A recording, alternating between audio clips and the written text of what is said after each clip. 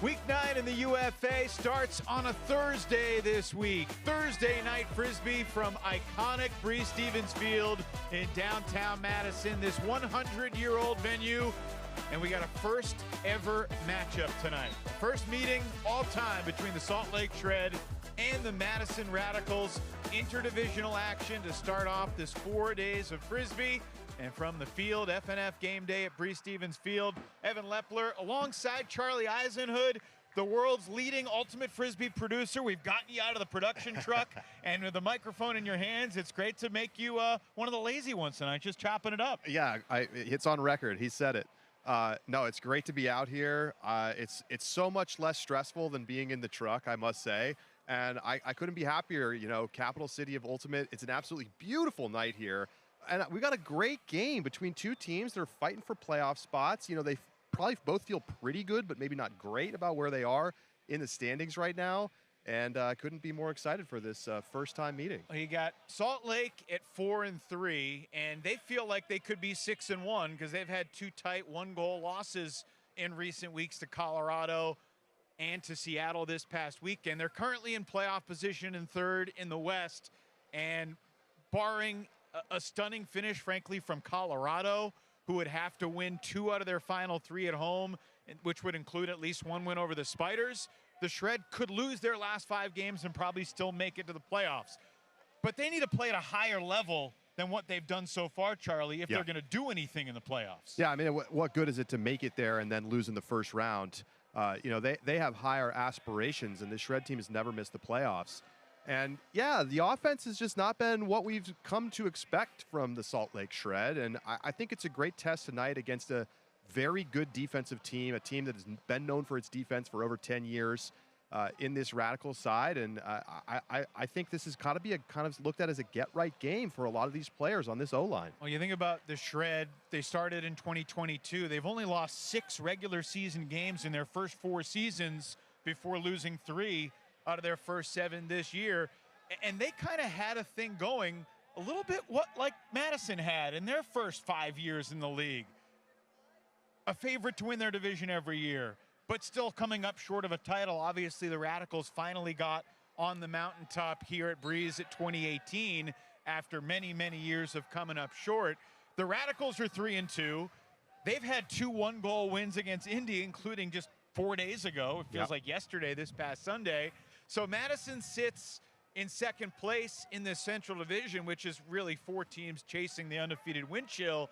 And yet Madison's not that far away, Charlie, from being 1-4, and the perception of this squad would be completely different. Well, I mean, it's obviously huge that they got those 2 wins against Indy. I mean, the team that's probably most likely challenging them in the playoffs. And, you know, they dropped a game to the Union, and it hasn't been smooth sailing. But the Radicals have kind of upgraded their offense a little bit. They maybe aren't the most punchy team from a top-end talent perspective, but they always play very strategically smart. They're a tactically excellent team, and they're in a pretty good spot in the Central. You know, the Union dropping the game to Pittsburgh last week puts them in a tough spot, and really the Radicals, they definitely want to get a win tonight. I mean, going up against a team on short rest, they themselves are also on short rest, but playing at home against a team that's missing a lot of key pieces, they need to win this game tonight against Salt Lake. Yeah, for the Madison Radicals, they are in the midst of a 3-game and 8-day stretch from last Sunday to this coming Sunday, where they'll bookend the weekend in Chicago. But that's nothing compared to Salt Lake. Bryce Merrill's squad in the midst of 4 road games in 8 days. They were tied going into the fourth quarter against Oregon on the 12th, dominated down the stretch to run away from that winless Steel team.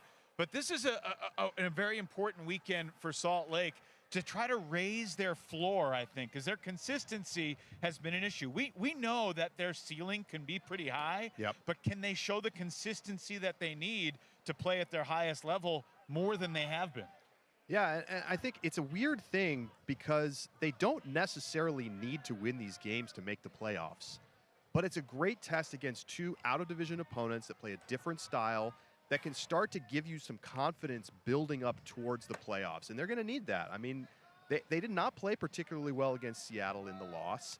They came back late. They've done that all season. They've been a very good fourth quarter team. And even dating back into last year in the playoffs, you know, they get the win to make it to championship weekend by making a late tear. But I think we need to see them play more consistently 4 quarters of ultimate, and that hasn't always been there this season for Salt Lake. Let's zoom out for a moment. I don't know if we can throw the playoff picture as it stands entering week 9 up, but there are 12 games this weekend across 4 days. Tomorrow night, Salt Lake is in Minnesota. Chapter 2 of Friday Night Frisbee this weekend. And obviously, both the Madison Radicals and the Salt Lake Shred are staring up at teams that could be playing right here back at Breeze 10 weeks from tonight in the semifinals. We saw a great game last Friday between Minnesota and Oakland. The wind chill edging the Spiders on the road. Which of those two teams, Charlie, Minnesota or Oakland, do you have more belief in after what happened last week and after what you've seen so far this season? I don't want to have a cop-out answer here, but both teams have showed us so many good things this year.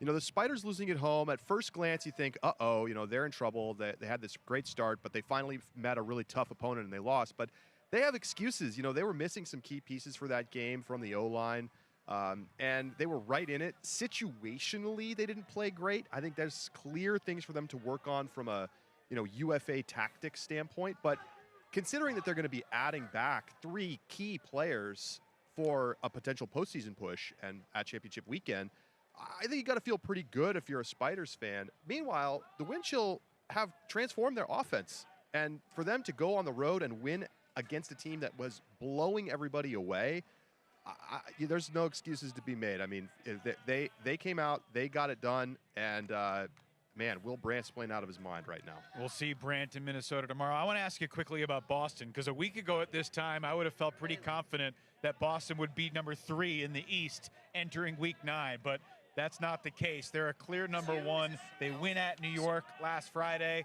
and then go to D.C. and dominate the Breeze on Saturday without Jeff Babbitt and without a number of their key players. How impressed were you and how surprised were you by what the Glory did last week? I thought 0-2 was incoming last week, and I'm going to be honest with you. And, you know, for much of that game, it looked like New York was in control. And New York had the disc with 30 seconds to go, and all they had to do was run out the clock, and you see a super rare turnover from Jack Williams and a badly played end-of-quarter situation by New York, and we go to OT, and Boston steals a win. And, you know, New York's, they still have the tiebreaker, so they still have a chance to get the 1 seed, but wow, Boston took what should have been a losing weekend where they clearly drop out of the 1 seed and maybe even fall all the way to the 3 seed.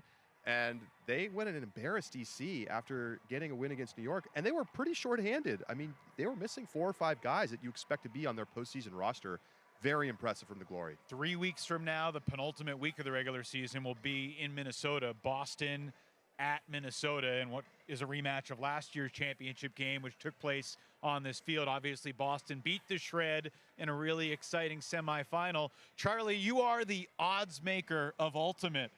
What are the odds tonight here with Salt Lake and Madison? Who's the favorite, and where do you lean with, you know, the Shred coming in not as healthy as they wish they were, but it's an important game for both squads?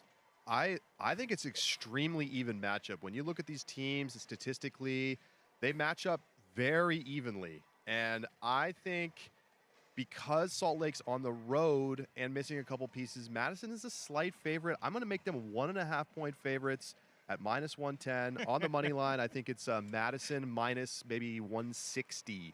But do not count out the Shred tonight. They have the right idea in mind about how they want to tackle this Madison O-line. And where would your money be going?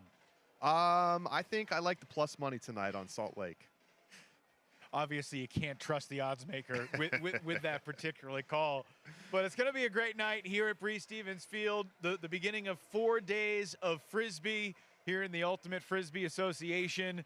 And it's always just so special to come back to Madison. I've been here dozens of times over the past 15 years.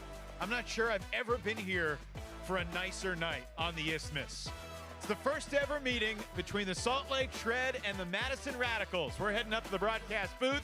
We'll be with you at the top of the hour for Friday Night Frisbee on a Thursday.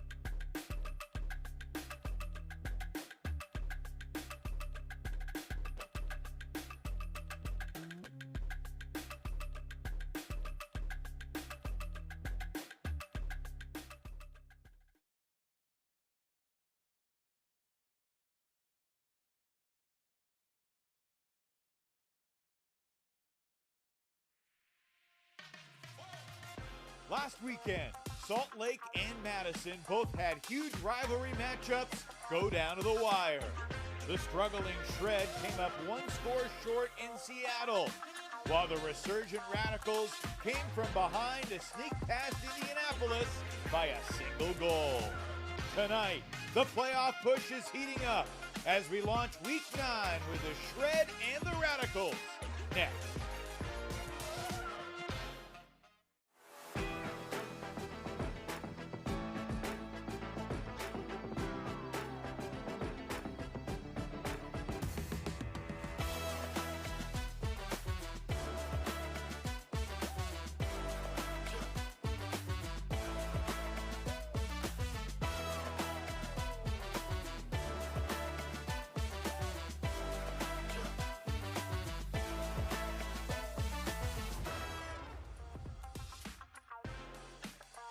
For over 100 years, Breeze Stevens Field in Madison has been a destination for big events, and for the last 13 years, it has been the home of the Radicals.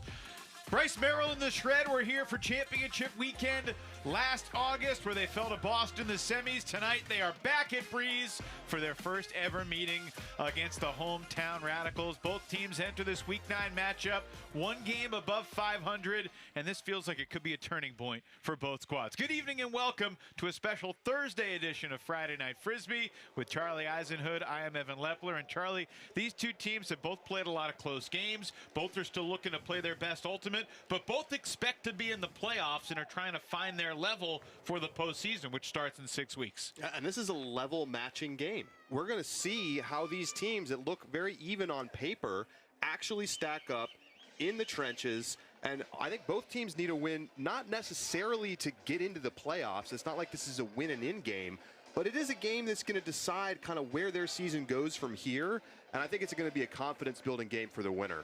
Well, this Salt Lake team has lost a few key pieces from their past seasons, but they still have Chad Jorgensen, and he has become a do-everything dynamo for Salt Lake. He can throw, he can cut, he can defend. He's the engine of their offense right now, Charlie. He clearly has become the #1 guy on this offensive line, averaging almost 4 assists per game, almost a goal and a half, and leading the team in plus-minus over 400 yards per game.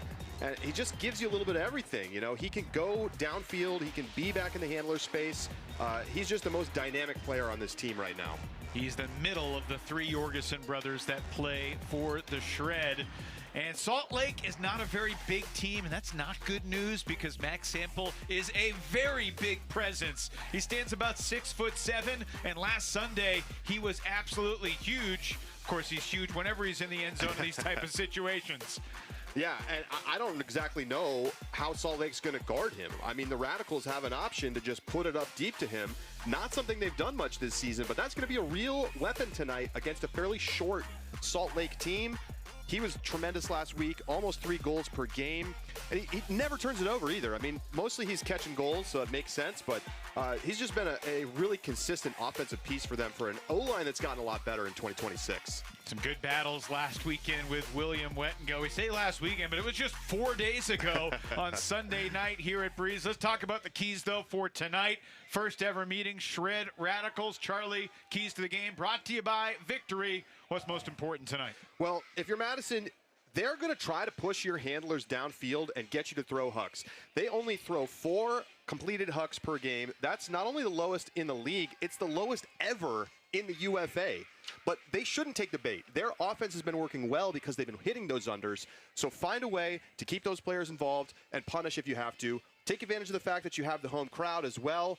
For Salt Lake, they need to focus on making sure they stay connected early in the game. They've been falling behind in the first quarter too often this season, and they haven't been able to bail themselves out. You know, they were 3-0 in games decided by a goal a year ago. This year, they're 0-2.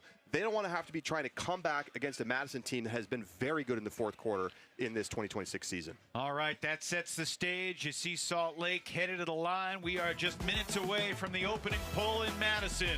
The Breeze and here at Breeze Stevens Field, it's the Shred and the Radicals.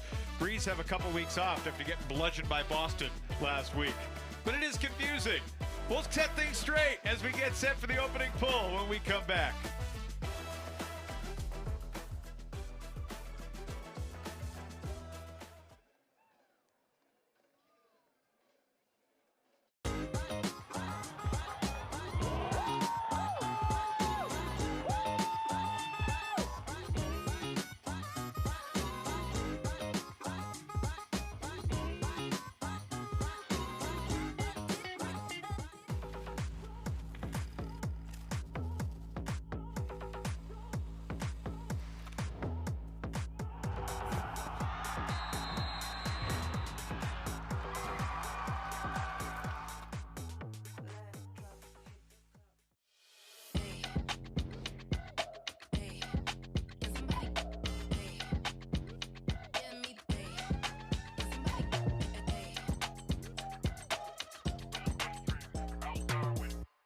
The Ultimate Frisbee Association is proud to partner with Victory. Elevate your game with Victory insoles and recovery footwear at VKTRY.com.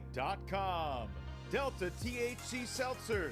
No calories, no sugar, no alcohol. Catch life's moments at DrinkDelta.com. Two Town Cider House, bringing the best craft cider for everyday celebrations. Find yours at TwoTownCiderHouse.com. And Disc-It. Round Net meets Ultimate. Disc-It is the must-have portable game for every UFA fan. Get yours at DiscItGame.com.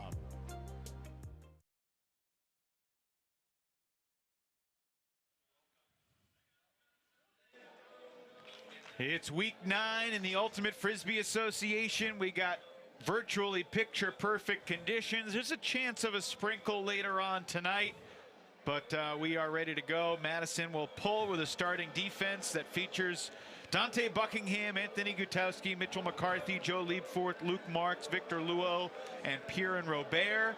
The interesting thing there, Charlie, is Anthony Gutowski, who set the franchise record for goals last year, finishing second in the league, is now moved over to defense to try to flex his speed and athleticism on that side of the ball. Going to be interesting to see how they deploy him tonight, if they stick with that throughout the game or if he plays a little both ways. Obviously a weapon on offense. Victor Luo spent last year with Chicago, but he's back in Madison where he spent his first 7 seasons in the UFA, and off we go. The first Thursday game of this UFA season, Salt Lake and Madison meeting for the first time ever. In the Shred offense with Jordan Kerr, McKay Jorgensen, his brother Chad, Jace Dunabile, Ben Ashton, Matt Russnagel, and their big man is Simon Dastrup. And he's coming in and now cuts back out deep as Kerr works with Jorgensen in the handler set. Here's Dastrup, who, like Victor Luo, was on the Chicago Union last year. Consistency is the word of the night. Salt Lake is looking to rid the tendencies of silly turnovers that have plagued them so far this season. Yeah, I think they're still trying to figure out how they want to fit together on this offense that's missing a couple of pieces from a year ago. Kind of served as the glue between the talent.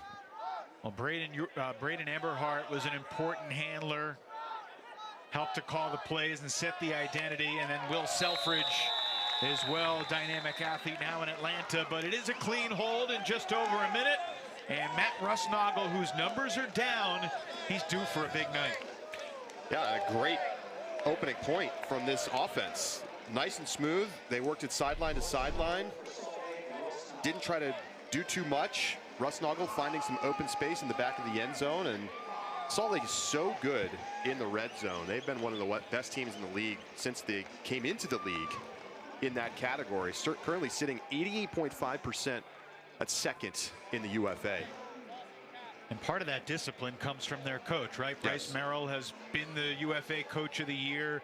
He has a system. He gets his players to buy in, and he's done a tremendous job building this franchise. Again, they only lost 6 regular season games in their first 4 seasons in the league. They were 42-6, which is what makes their 4-3 start to this season feel so jarring. Now Madison offensively, they've been a little bit better this season, except for the first quarter against Chicago when they could not complete basic passes. Max Sample, the big man, picked up in the first possession of the game by Salt Lake's Alex Forsberg, and a quick turnover sets up the Shred break chance. Tony Mounga, kind of the engine of the D-line, does a lot of what Chad Jorgensen does for the O-line, but an errant reset, just a poor flip right there, and a careless mistake for the Shred. Yeah, it looked like it was going to be a dream start for Salt Lake as they force a mistake in the reset against the Dominator, but can't punch it in with the D-line. Good handler pressure, but the swing gets to Madison's Ian McCoskey, and across midfield for Sample, stumbles upon making the catch. And that disc was into a lot of traffic, and there's no call. There was some contact, but maybe deemed to be after the play had already been decided. Second break chance of the point. Luke Jorgensen. And a whistle. Contact downfield against Madison. Luke Jorgensen, 7 assists so far this season. The 28-year-old out of BYU. Working in the backfield with Oscar Brown, who's making his season debut tonight. Last game he played was the semis against Boston right here at championship weekend last August.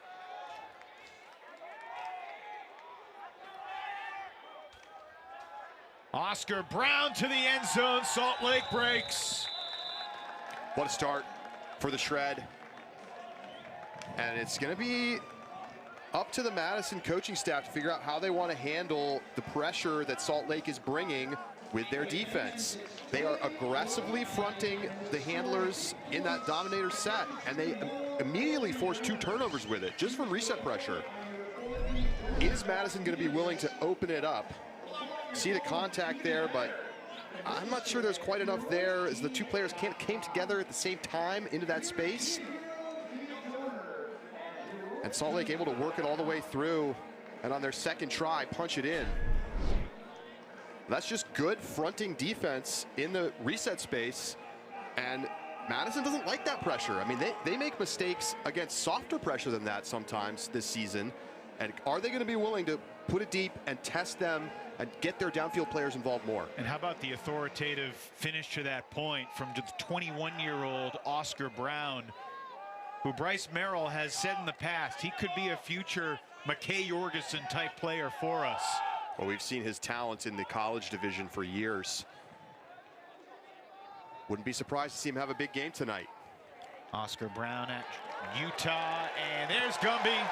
Anthony Gutowski in the end zone to get the Radicals on the board. Well, what do we need to do here? Well, let's get Gumby back out there.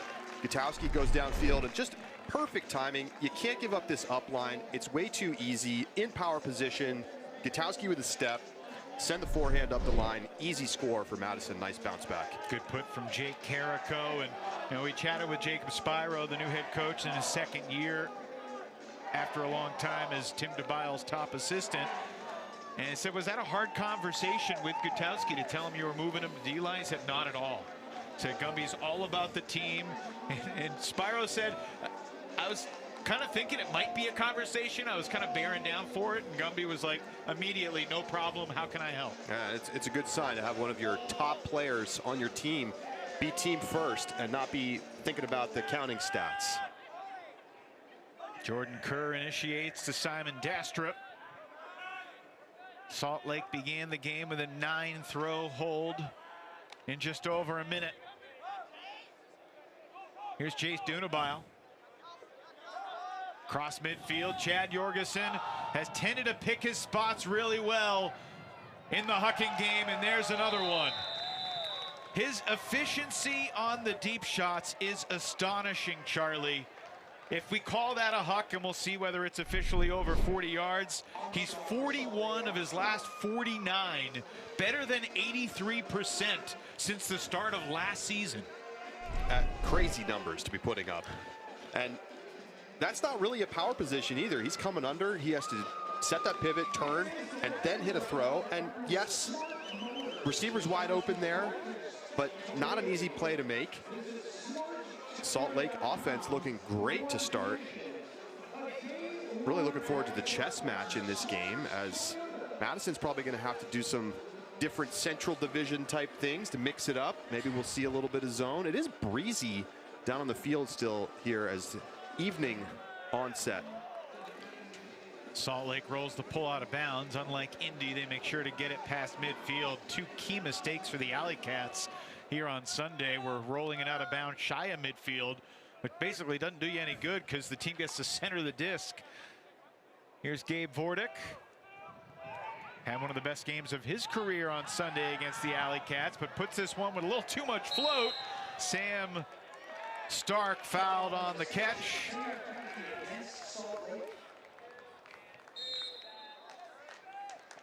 Sam Stark is the guy that took Gutowski's place. I think he can be a bit of a gunslinger from the midfield. Only 20 completed hucks in their first 5 games this season, averaging 4 completed hucks per game. And they get into the red zone and they convert. McCoskey tosses it in, and it's Pierre Robert's first goal of the night. Robert's been great this season. All I want, my birthday next week, all I want for my birthday is an autograph from Evan Lepler. I see you're up there. I hope you're listening to me. That's all I want. Evan, we're going to get you a disc. We're going to get you Sharpie, and you're going to oblige, yes? It would be my honor, Charlie. I always worry about devaluing a Frisbee when that request is made, but for Piran and really anybody, I'd be honored. Piran is 24. He turns 25 in 8 days, a week from tomorrow. So I'd be happy to bestow that birthday gift upon the great Pierre Robert, who, as you said, is really having a great year. He had 8 goals and 2 assists in their game against Minnesota, biggest statistical game of his young career. So Madison stabilizes a little bit, back on track as the huck goes up. This is a 50-50, and it's read best by Rusnagel. Rusnagel never stops running. Second goal of the quarter for Snog. Usually you don't want a deep shot with 2 cutters and 2 defenders going to the same space, but the veteran move from Rusnagel, who's one of the captains and leaders of this team at age 33. We can call it lucky. That's a lucky break for the shred, but a nice job by Rusnagel to stay with the play and then immediately go activate as essentially the only downfield player as everybody else is trying to catch up. And this throw just hangs out and fades off to the left side, but Rusnagel plays it perfectly, and then he's rewarded for his effort with another score. And you kind of wonder if he feels like, hey, I need to step up my game a little bit. We've seen him out there run super hard tonight. And one thing to keep in mind, it's still early, it's still a first quarter. Both of these teams are tired. They've played doubleheaders.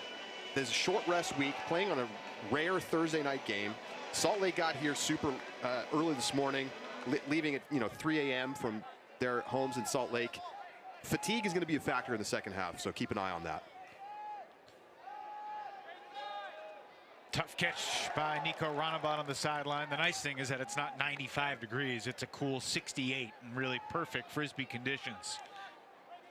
Eric Scherstrom really has been a force for the Radicals O-line backfield since he joined the team middle of last season.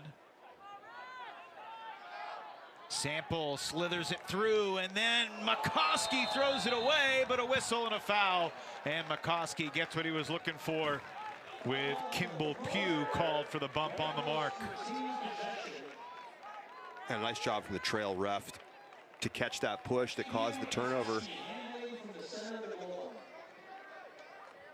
Still good pressure from Salt Lake, though. They're forcing some higher stall throws.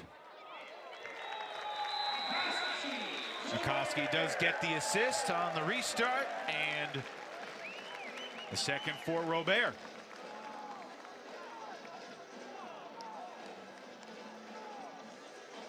Pretty clean game so far. Just the 1 turnover for Salt Lake on that first D point ultimately got the break. Otherwise, it's been all clean from both O-lines as that throwaway comes back on the turnover, and then just easy little lefty break into that soft break side space. Pierre Robert, the rare Seattle native that comes to UW-Madison. Yeah, mostly a few hours from here at a little place called Carleton College. Northfield, Minnesota is the pipeline. We'll see Carleton's Nate DeMorgan and Thomas Shope. Noah Hansen tomorrow night as Salt Lake goes to Minnesota for the first time since they beat the Wind Chill in overtime in the semis 3 years ago, thanks to a miraculous tip from Joe Clutton, one of the iconic plays in UFA history. Feels like yesterday that you and I were at TCO Stadium for that unbelievable moment. It might be the greatest play in league history. Honestly, I think it's between that and the throw that Will Chen made at the end of the third quarter in the semis 10 years ago now. for Seattle in their comeback against Madison, which was also unbelievable. And Carson Armstrong a little shaken up on the sideline there.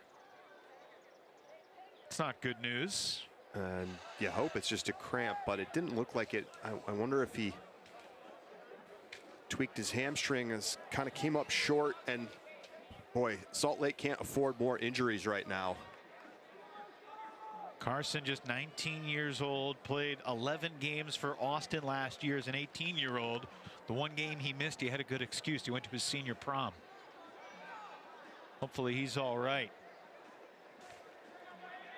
So Luke Jorgensen joins his brothers on the O-line.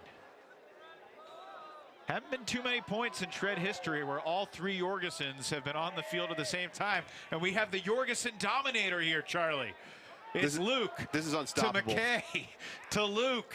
Chad went downfield. Jordan Kerr, what are you doing in the backfield? I guess it's okay. He threw the assist, but he ruined the triple Jorgensen sequence. My goodness. Oh, the backflip. Ben Ashton. I didn't know you could do that.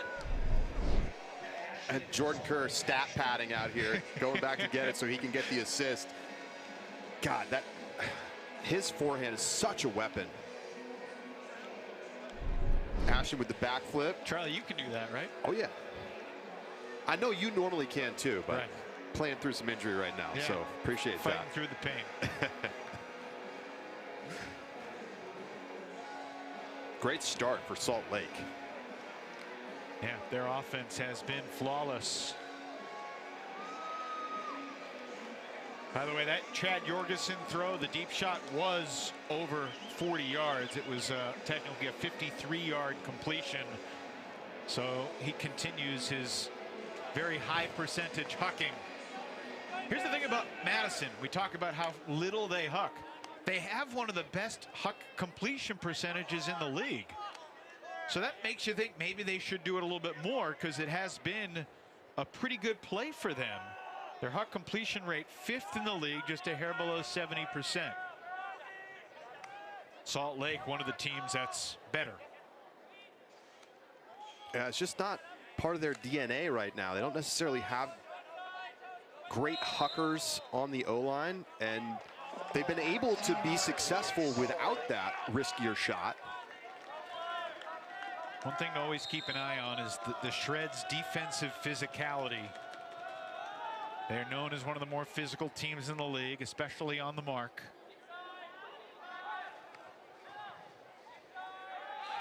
Ronabot floats it for Scherstrom. And he flips it high to the back of the end zone. Forces Robert to judge everything well, but all good. That's 3 goals for Piran here in the first. Scherstrom held his breath on this one. Saw he had tons of space back there, just lobbed it up to one of the steadiest receivers on the team and put Robert right to the back line, but he got it. 2 hands is always better, but if you need to get up, 2 hands is great. Teaching the youth. It's just getting lessons. That's free. I love it. And it's true. Sometimes you got to go up high and make a play. That should be his new gimmick. Every time he scores, he gives like a little fortune cookie to the crowd. Yeah. Well, he was talking to a fan at the back of the end zone after that score. Said, "No problem. I had it the whole way." Kerr receives the pull. Jordan Kerr has really had an interesting career, Charlie. You talk about that forehand, which is still a huge weapon. And he was one of the top MVP finishers back in 2022, the Shred's first season. Of course, he played a year in the league with the Oakland Spiders before that. Put up big numbers. Rusnagel continues for Chad Jorgensen. Up the line for McKay. Kerr running with him. Kerr clears. Dunabile was open, but McKay was already looking reset. McKay bluffs the hammer, and it's a block in the backfield, but a whistle and a foul will nullify Mitchell McCarthy's effort. What a play by McCarthy. I mean, obviously they get the whistle. I want to see that again, because it looked pretty good from up here, but immediately called a foul.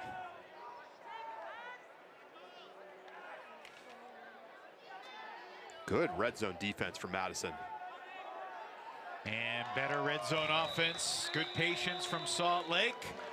Chad to McKay. The Jorgensen brothers collaborate to make it 6-4.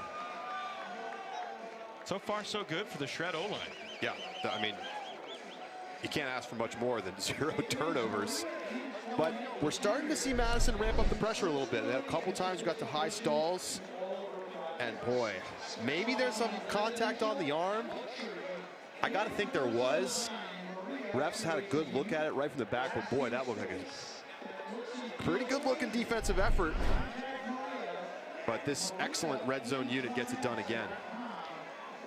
Now, McKay Jorgensen has had a strange season too, Charlie. He had such an incredible year last year, finished with 43 assists in 12 games.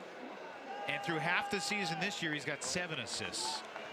And Bryce Merrill takes most of the responsibility for that, saying we're putting him into a role that's not necessarily optimizing his talents. And that's just a stone cold drop in the backfield from McCoskey. And if you're going to play a handler-driven style, you can't have that. Eugene LaRue flips it into the end zone. An easy break for Caden Froebe and Salt Lake. Well, the Shred just had more verve. They're playing with more energy, intensity. Madison's going to have to pick it up. And I mean, this is the perfect start for Salt Lake. To come on the road to one of the toughest places to play in the league and to take the crowd completely out of it in the first quarter. Dream start, immediately punishing the drop.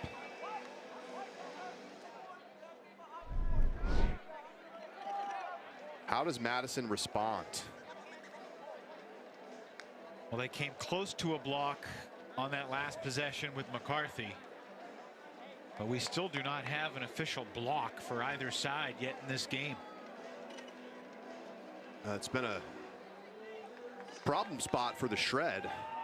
We were talking to Coach Bryce Merrill about that before the game. Said we've got to get more takeaways. Meanwhile, the Radicals are used to being one of the best defensive teams in the league. Good to see Jeff Mascalunas back with this Madison team. When he rejoined them this year, it was his first game in 7 years in the league. Deep shot, end zone, score! Great read over the shoulder by the veteran Kelson Alexander. Well, it's the same 8th huck. Great shot and a great job tracking the disc that came directly over his head. Alexander able to find it and then stay with it and go up and make the contested catch.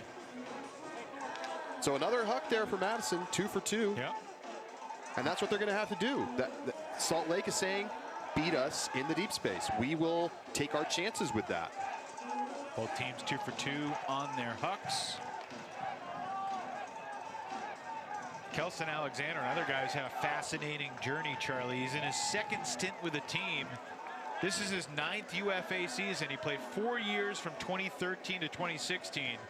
And then he took a half decade off. He rejoined in 2022. And he's actually had a longer 2nd stint than he did his first stint back in the early days of the then American Ultimate Disc League. Final minute here in the first. Salt Lake's only turnover was from the D-line, a point they ultimately scored anyway. Kerr navigates around the defender. Dastra, marked by Mascalunas. Kerr breaks the mark of Conniff. And this is where McKay's really good in this space.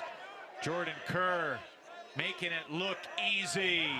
Salt Lake scores again to take an 8-5 lead. 24 seconds left in the first. Salt Lake's handlers are just winning the foot races. Jordan Kerr keeps getting open. Conniff gave a pretty good effort there. Laid out, almost had a chance at it.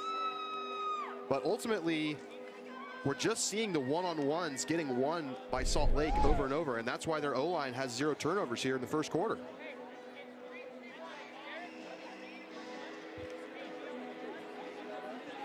Well, we saw last weekend both Minnesota at Oakland game on Friday Night Frisbee, and obviously Boston, New York, the significance of end of quarters. Boston won all 5 end of quarters against the Empire, the 4 in regulation and in overtime. Peter Borth, Sky and Donde Murray to seal the deal. Madison had a pretty good night at end of quarters as well. Max Sample was the king at the end. He'll be deep downfield here as time ticks down to close out the first. Madison will receive to start the second. Will they be down by 2 or 3?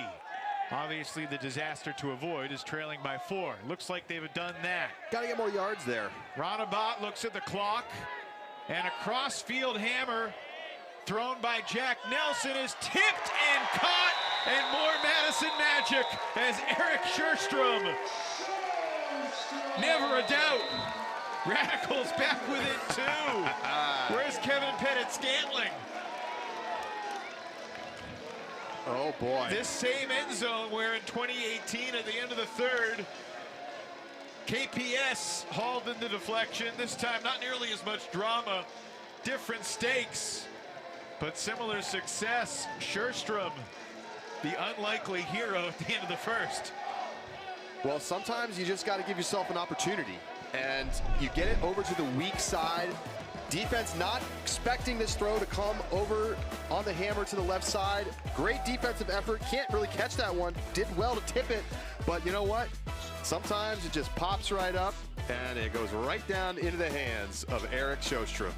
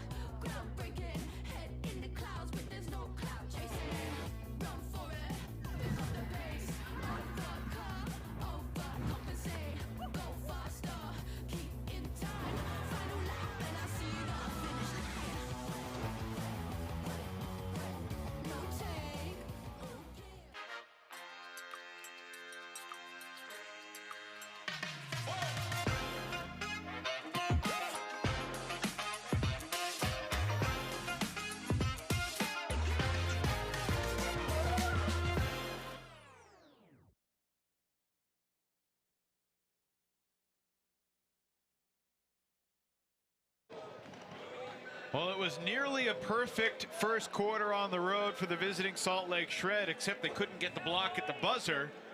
And after the Shred deflection, if Scherstrom didn't catch it, there were 3 other Radicals standing right there to make the play. So guaranteed play. But, you know, despite that end of the quarter, I feel like you got to be pretty happy if you're the Salt Lake Shred coaching staff, because not only did you get your hands on the disc there at the end of the quarter, but your O-line played a perfect quarter. Your defense got 2 breaks. You made almost no mistakes at all. I mean, just the 1 turnover. Pretty great start. Now, if you're Madison, you're thinking, we just let them get whatever they wanted that quarter, and we're still just down 2. So, pretty big to win that situational spot. Radicals are going to have to pick it up and start to find some blocks. Claw back into a tie or take the lead here in the second quarter. 14 scores and only 4 turns in that first quarter, Charlie. Confounding your expectations a little bit? I think so, but conditions are great. Both teams are really motivated to pick it up offensively.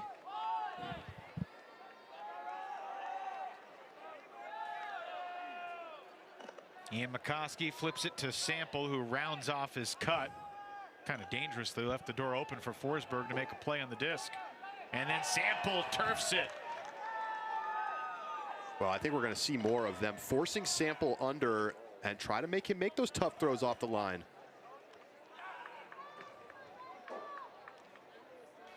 Sample bumps Forsberg, and he will give up 10 free yards. Shred 2 for 3 on break chances so far.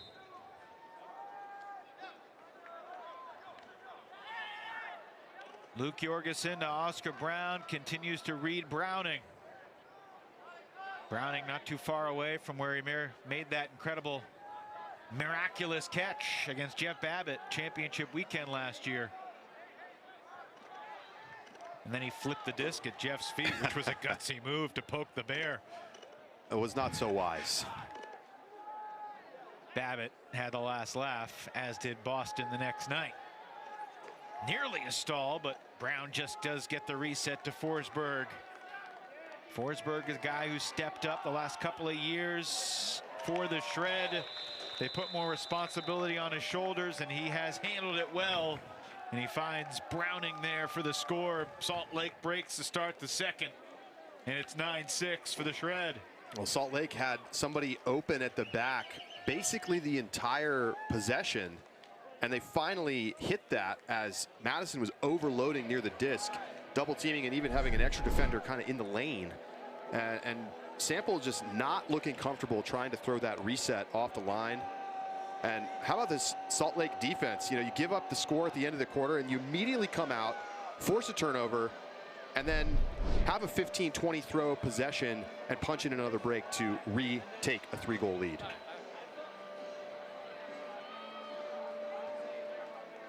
Reed Browning coming off a 3-block game last weekend against Seattle. Bryce Merrill said, quote, "In a season where we've needed some identity and some edge, he's been a leader and showed us how to do that."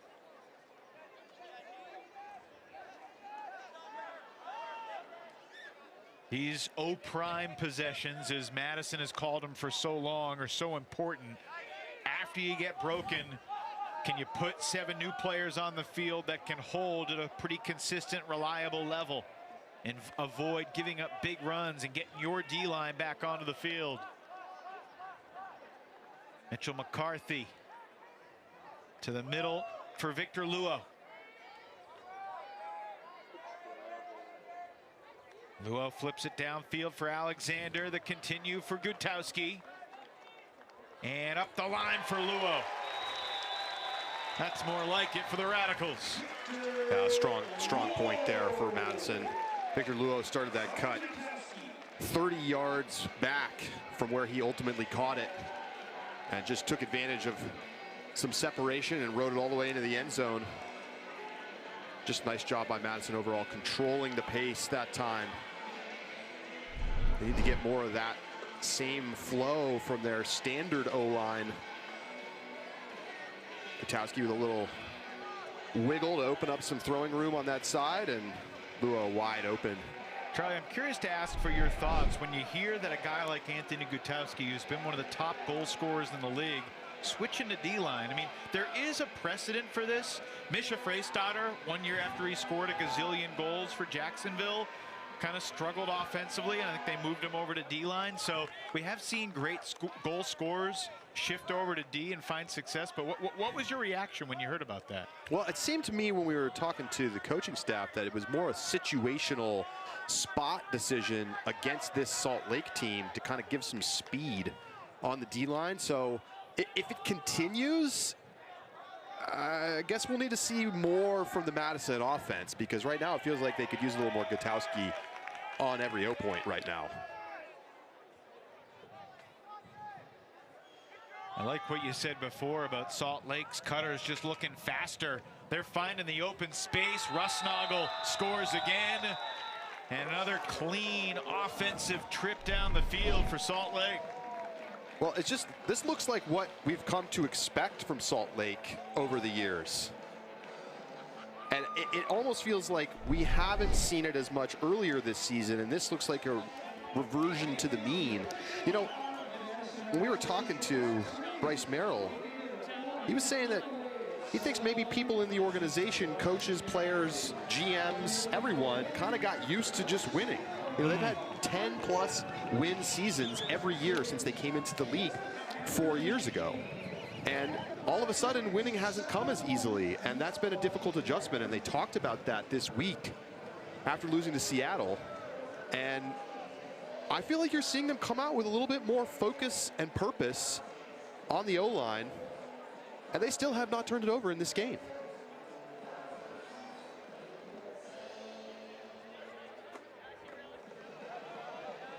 Well, Madison, or I should say Salt Lake, even though they've lost 3 of their first 7 games, still holds the best all-time winning percentage in the history of the league. A block in the end zone. Another disastrous offensive possession for Madison. Oscar Brown double teamed on the doorstep after the near Callahan.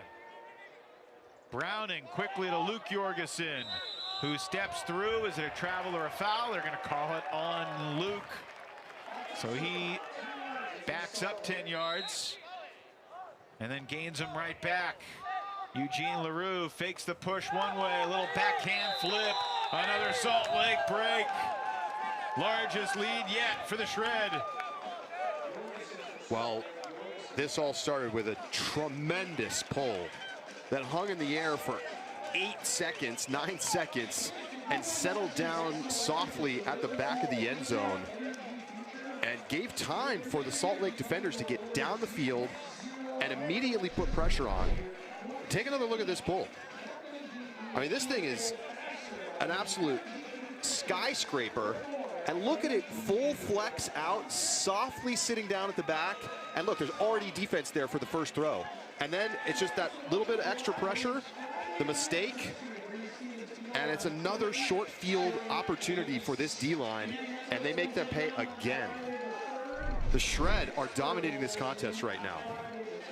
Barring that first quarter bailout from the Radicals, Salt Lake has led in all facets of the game.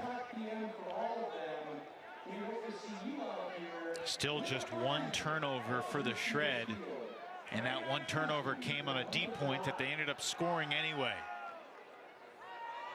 So any point so far that the Shred have had the disc, they've scored. O or D. Meanwhile, Madison's D-line hasn't had a single chance. The corresponding fact. In order to get their D-line on the field, the offense needs to hold. Here's Gutowski. He broke his own Radicals record for most goals in a season last year. Scuber for Gutowski, middle of the field. Jake Carrico. Carrico fouled from behind. 28-year-old Carrico, Charlie, is the UFA's all-time Callahan leader. He's got 4 of them. Callahan Carrico, they call him. He's not going to get a Callahan here, though. He's going to throw the goal. Do you get enough? Do you get a Hall of Fame spot? I'm Need not more sure. than 4. I don't know if you read that deep into the Tuesday toss, but Minnesota's Josh Klain last week became the first player ever to get 2 Callahans in a game. Wow. And if you were to name 100 players, yes, name 1,000 players, they'll be the first to get. All due respect to Josh, he's an O-line handler, but against Vegas last week, he got 2 Callahans. He had never had one before in the 120-something games he's played previously. Well, you know what they say. What happens in Vegas stays in Vegas. Right. Carrico, Twice or it's luck, Josh. Yeah, Carrico, I think he needs a 3rd to show us. See what he can do tomorrow. I mean, you got to put him out there on D tomorrow if you're Ben Feldman and 100%. Seafoam Stadium. Got to. Klain was one of the heroes at championship weekend in Salt Lake, of course, in those windy conditions. His ability to throw through the wind. One of the things talked about early in the broadcast, keys to the game for Salt Lake, not looking ahead to tomorrow, thinking about that Minnesota matchup, chance to make a statement, and they have not done that. They have come out looking as sharp as we've seen them all season.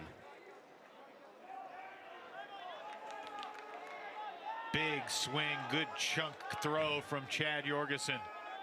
Simon Dastrup continues for Ben Ashton. Ben Ashton's kind of having the Matt Rusnagel transformation, going from a full-time D-liner to O-line, and now getting a bunch of goals to his name, taking advantage of the opportunity. And that's well done by Salt Lake again. Kerr to Dunabile, a couple original members of the Shred, and the Salt Lake fans loving it. Well, you know, Kerr feels a double team, and he knows somebody's open, and it's Dunabile at the cone, and he just finds a way to get it to him. And consistent, I mean, that's good defense again for Madison, but Salt Lake just keeps finding the poached player, the open man. They're making these tough catches. You know, that's a difficult one-handed catch at full speed, and they're just not making mistakes. And it's got to be frustrating. The Radicals D-line's got to be frustrated. They got to be thinking, look, we're creating pressure. We're making them make difficult throws, and yet we can't even get a turn off these guys. Madison is missing some guys that have been the backbone to their D-line that are dealing with injuries. Josh Wilson, unfortunately, out for the season.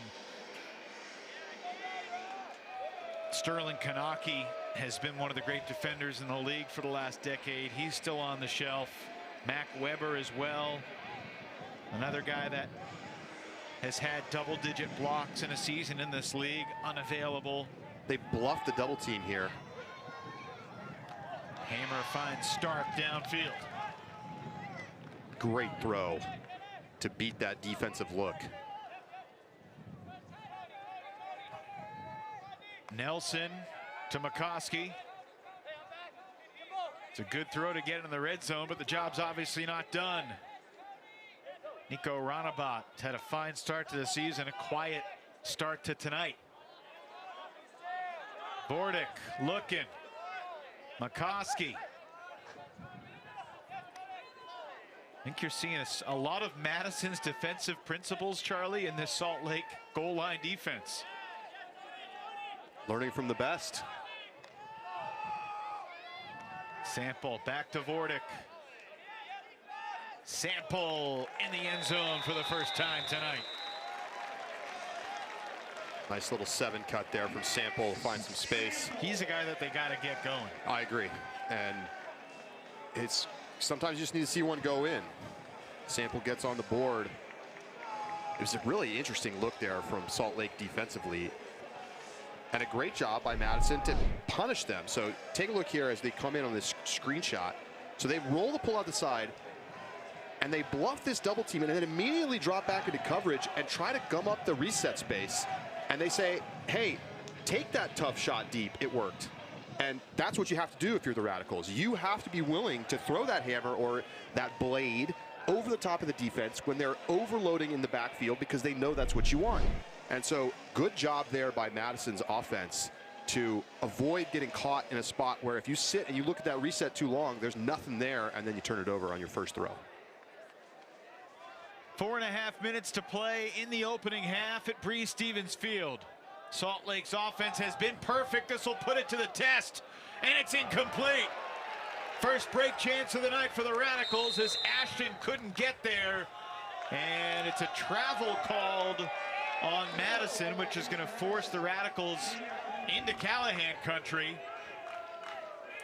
When we heard the whistle, we both thought same thing. Radicals are taking an immediate timeout. Yeah, I held the tee up. And if you are the coaching staff, do you think about taking this tee? Yes. It's the first half. You got 2, and there it is. I mean, it's a lot to ask your D-line, who hasn't touched the disc all night, to try to go, 90 yards and score.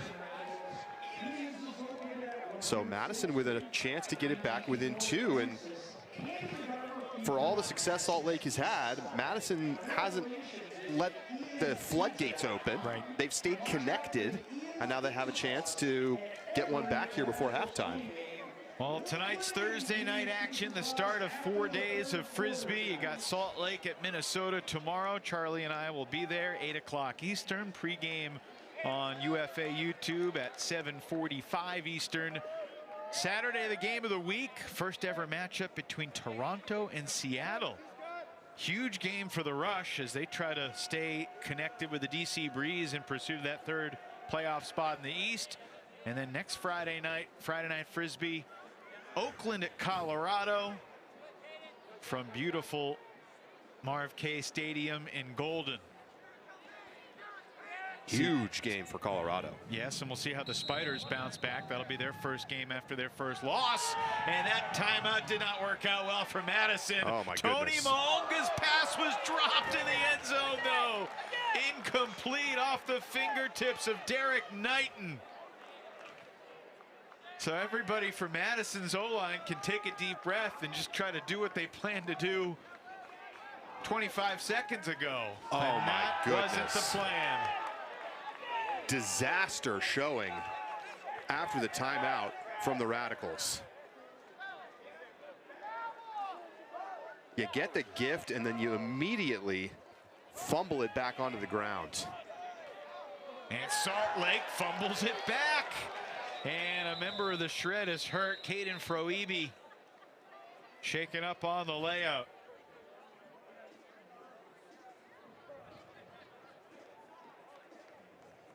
Faribi's been solid tonight. I think he just kind of rolled himself up, landed on that right arm. Charlie, we officially saw 6 total turnovers, I believe, on the first 21 points of the night. And then, what was it, 4 turnovers in succession here? So chance 3 for this subbed on O-line for the Radicals. And another great block. How about Oscar Brown making his presence felt in his season debut? He didn't hardly even have to leave his feet. That throw should have never gone up.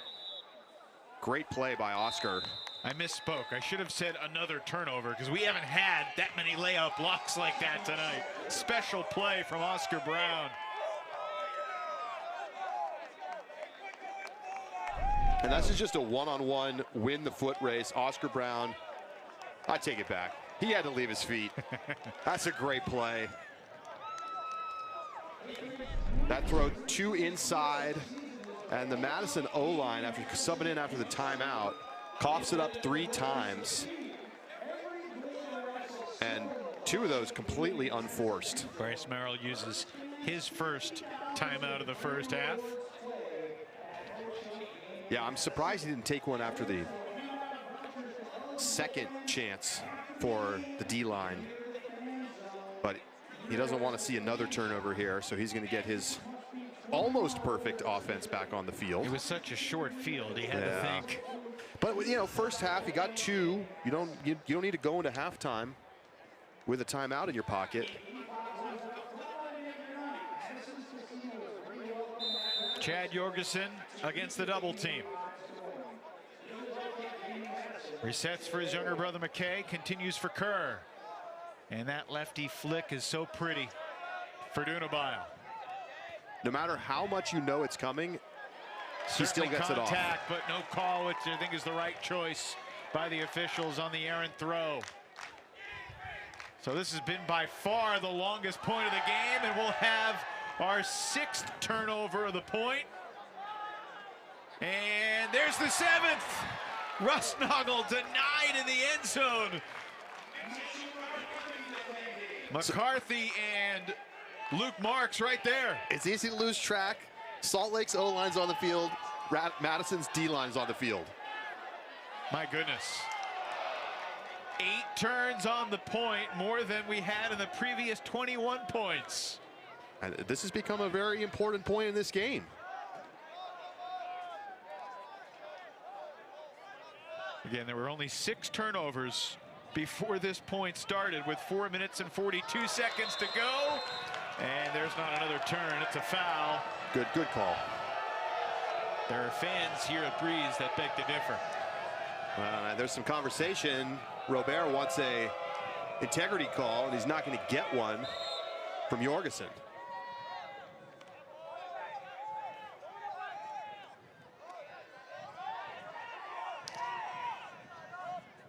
Kerr throws it to Rusnagel. Slide and catch. Madison sideline screaming for a travel call on that Rusnagel reset. Didn't get it. Chad Jorgensen. The Jorgensen brothers are often the key decision makers in this portion of the field, and that's why. Little hezzy. Opened up that space. Wow, what a grinder of a point. After 8 turnovers and almost 4 full minutes, each team takes a timeout. It's Salt Lake who holds after all that. That's a huge point, especially if Salt Lake can prevent a Madison score here. There's the call on the step through.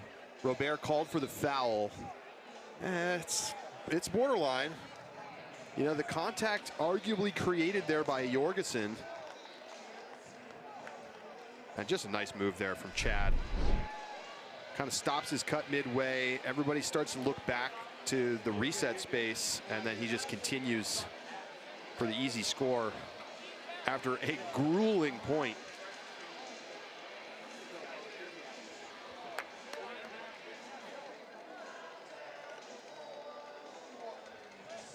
So 50 seconds on the clock here. Plenty of time for Madison.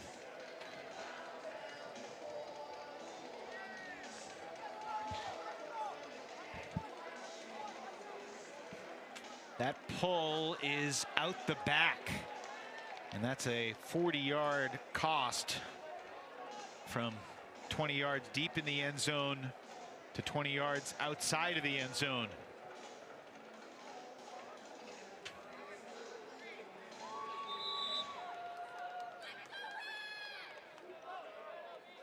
Fully backing Max Sample. McCoskey launches. Stark hauls it in shy of the goal line. And Sample brings the Radicals back within 3. It was a quick score, though, so lots of time left for the Shred to counter. That is 2 for Max Sample. And again, the Hucking game opening things up for Madison. Trying to grind through against the reset pressure from Salt Lake has not been particularly effective. And so they're sending it deep, and it's working out well. Just kind of blown coverage there in transition from Salt Lake as Madison gets the easy score.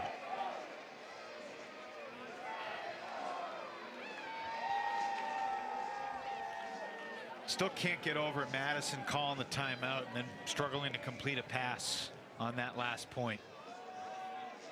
Very strange. I mean, to have the O-line come in and then immediately throw it away within 3 passes both times.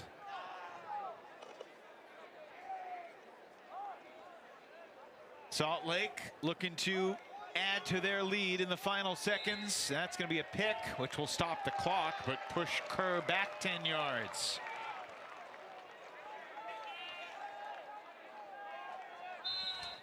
Rusnagel's going deep.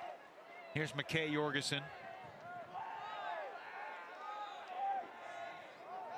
Simon Dastra looks at the clock. Kerr with 6 seconds. Cross midfield, Chad Jorgensen unmarked. Plenty of time to think about it, and he fires and throws a strike to Matt Rusnagel at the buzzer. Visionary stuff from Chad Jorgensen, and obviously a defensive breakdown on multiple fronts for the Radicals. Whoa. That was brutal. I mean, Jorgensen wide open in a space where you don't really want to let the offense get to, and then he just rips a blade kind of over in the direction of a couple players on his team, and it goes right to Rusnagel, who's wide open. Wow. Tough end to this first half for Madison. They get all those opportunities to get a break back. They can't get it back. Salt Lake last to score. A 4-goal lead and a very impressive opening half here in the capital city of Ultimate from the Salt Lake Shred. Yes, indeed, Charlie. Let's talk about it with the leader of the Shred. Bryce Merrill has been the coach of this franchise since its inception in 2022. Bryce, we were talking yesterday about how inconsistent your O-line has been. How do you feel about their performance in the first half tonight? You know, we returned to averages there in 1 point, but overall able to escape with a hold on that point. and just really nice discipline. I know a lot of the attention will go to the turn or to the catch or to the miss, but I'm most pleased with the off-disc spacing and motion that we've really been trying to hound just to create high percentage opportunities. So yeah, much improved. I can tell that they're really committed to it, and thrilled with that first half performance. Looking forward to working towards a full 48 of it. 4 breaks from your D-line. What was working well for the defense against this sometimes stingy Madison offense? Yeah, and I think they've been stingy. You know, the goal was to come in and create pressure in a couple of spots near the sideline or in the handler set. And, you know, when you do that, it's a war of attrition. So, you know, kudos to the guys for being able to stick with the plan through a lot of great movement from their guys. Yeah, it's yielded a couple of turns, and we've been able to, stay disciplined and take advantage of enough of those. Bryce, any quick update on Carson? He'll out for the weekend. Oh, bummer. Yep. Sorry to hear that. No, it's great. We good medical care here, so we'll get him back fixed up and ready to go. What's the quick message to your team as you head to the third? 48 minutes. We've shown ceiling, and we've shown floor, and we've shown that we're willing to bounce back and forth between the two. We just want to see a trend towards our potential and trend towards that discipline.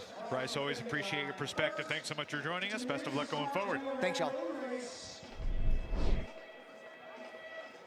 So the Shred will be without Carson Armstrong for the rest of the weekend, which is not great news. But their first half performance has been nearly pristine. Only 6 turnovers for the Shred compared to their 14 goals. And it's Salt Lake with a 14-10 lead on the road here in Madison on a special Thursday edition of Friday Night Frisbee.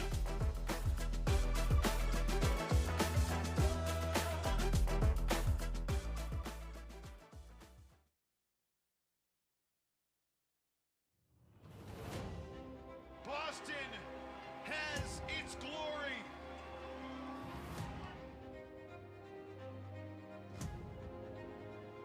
Jeff Babbitt with the size, the speed, the read. Did he throw it the full 80 yards of the field? You cannot kill this Minnesota team. Are you believing what you're seeing? My hands are on my head up here in the booth. Was there any doubt? Was there any doubt? Holy smoke!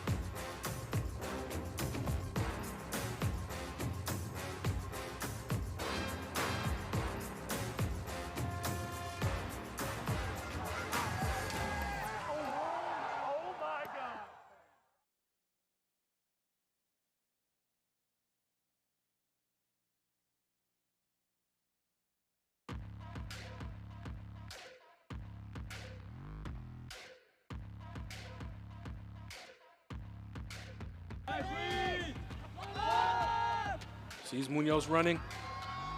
Lays out. Oh my goodness. Aha.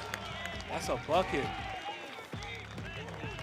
Using that upwind to lead his receiver out to space, and that's Mark going full extension. To start the fourth quarter.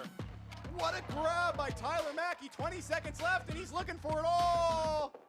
It's inbounds. It's a goal. Sam Davies, Tyler Mackey, 2 rookies connect for the Phoenix break.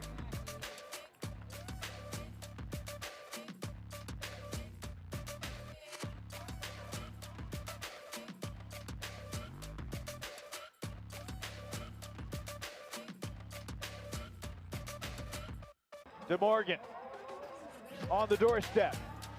Cross field. A layup catch by Greg Cousins.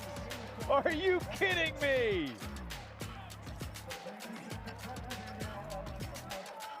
DeMorgan made him work for it, but Cousins capable. 50 assists, 4 blocks in 14 games. As coming down with it Matt LeBar. He made Sports Centers. Matter that's Desmarais, not LeBar. Desmarais probably could have made Sports Centers top 10 last week. He does it again. They might put that in the same spot.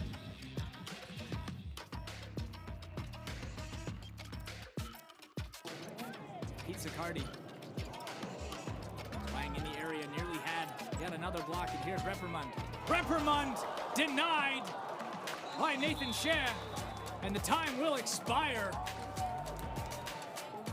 With his back to Reprimand, dives out full extension, and with two hands sends that disc steaming into the ground. Unbelievable display of anticipation. It's so much easier. San Diego's trying to play defense. What a snag there from Ferris. Gets up and rips it right away to Piper. Holy smokes! That's what the crowd wants to see. Seth Ferris delivers. Looked like it was just going to be a turf. And Seth goes full board directly at it. Head-on collision, makes the catch, rolls up, and then just strokes a pretty huck. And now you have a chance to go up 2 breaks. And immediately shooting it deep to DeCrana. It's a foot race. DeCrana just shy of the end zone. Edmonds to DeCrana, and then jumping in for the score is Peter Burke. Fred Farah and Orang able to start at that point where we're waiting for the disc to get whistled in. It's almost like they're kind of playing. Boston just carving up the middle of the field, and DeCrana, holy cow. Full extension, I mean, that was incredible. Flying across, he's like 2 feet up the ground for what seems like 4 or 5 feet. Yet again, and through 2 defenders, makes the grab. He's looking for another goal. If he towed the line, he's in, and the official says he's good. 7 goals, 5 assists. Of course he got it. I mean, of course it's foolish and bounce. I mean, why would you think otherwise? I mean, that's Leo Gordon launches the pull. Josh Klain. Back to Larson. Minnesota would love to take the final shot if they can, but most importantly, they want to score. Will Brandt with 10 seconds. Shoots the backhand. Paul Krennic has it, and Minnesota leads with 4.6 to go. Brilliantly played offense from the wind chill here in the clutch.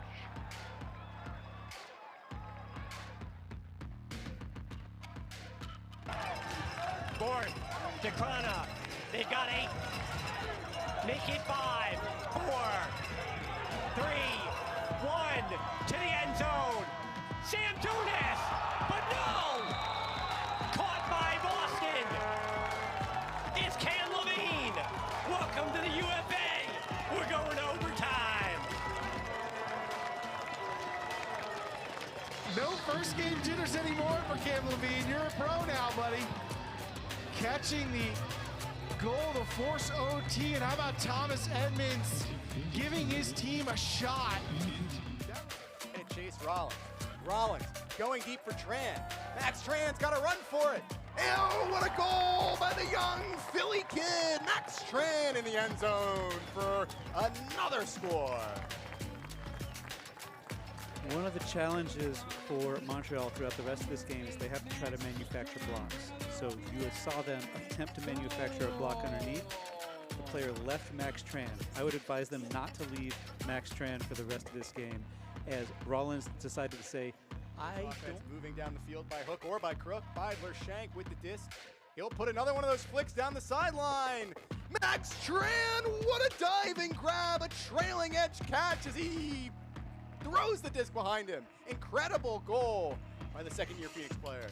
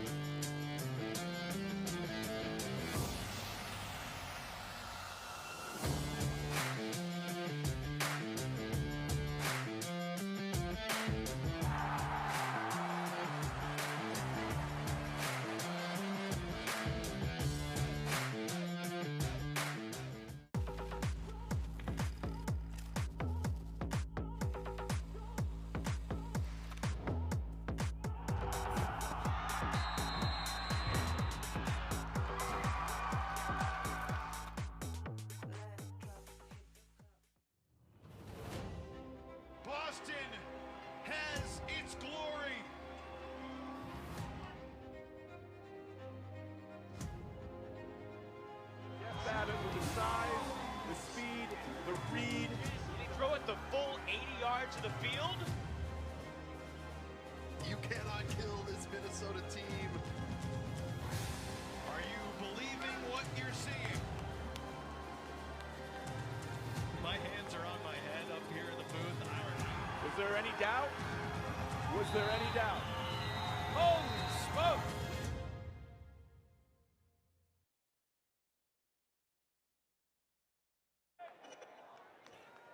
Back at Bree Stevens Field in Madison, Wisconsin. Second half about to begin.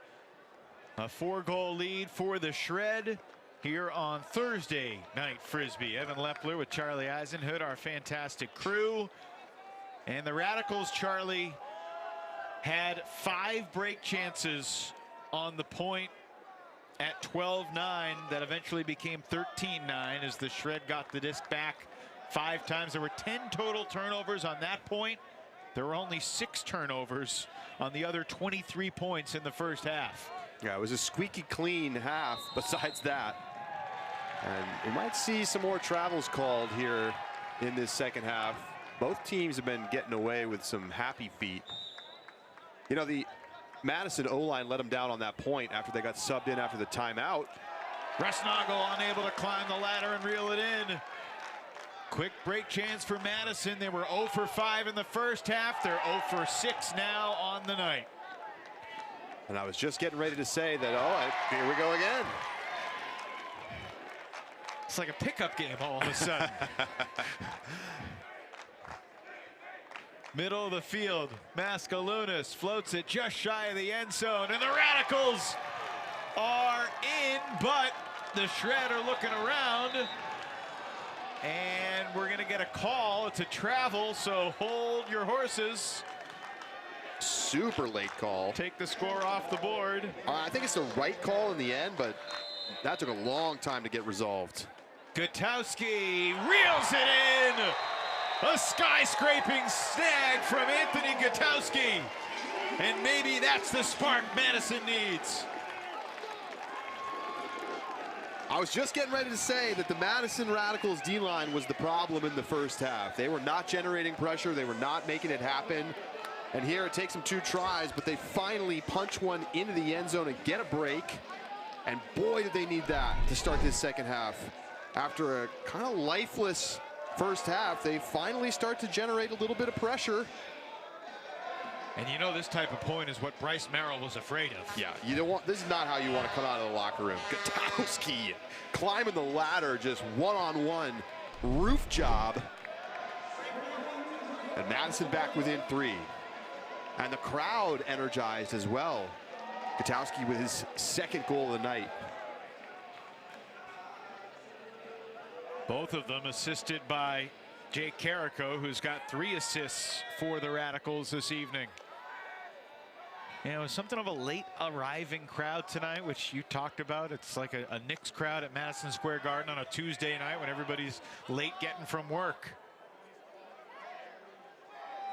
By the way, I have to ask, what was the New York airport like today, Charlie? Was there the Knicks energy? You can tell how excited I am. Everyone's still wearing Knicks gear. I mean, I was at daycare drop-off, and like mom and daughter and 2-year-old daughter all roll in Knicks jerseys today.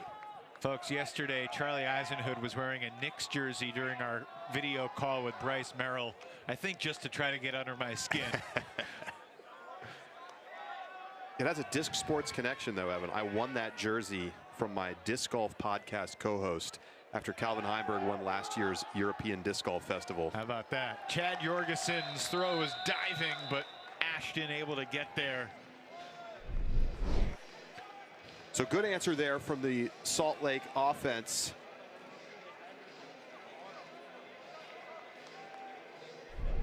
And that's mostly what we've seen. They've just been able to find the open hands all night and get the disc there on time. And it's made for pretty smooth looking offense.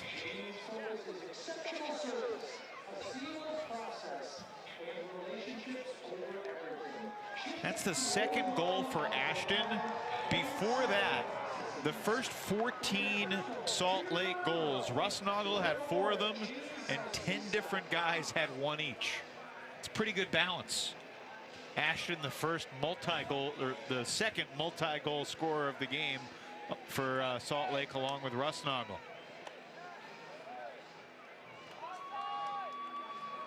Yeah, it's been an egalitarian evening for the O-line. Madison's offense not in sync. Shred looking for a quick counter.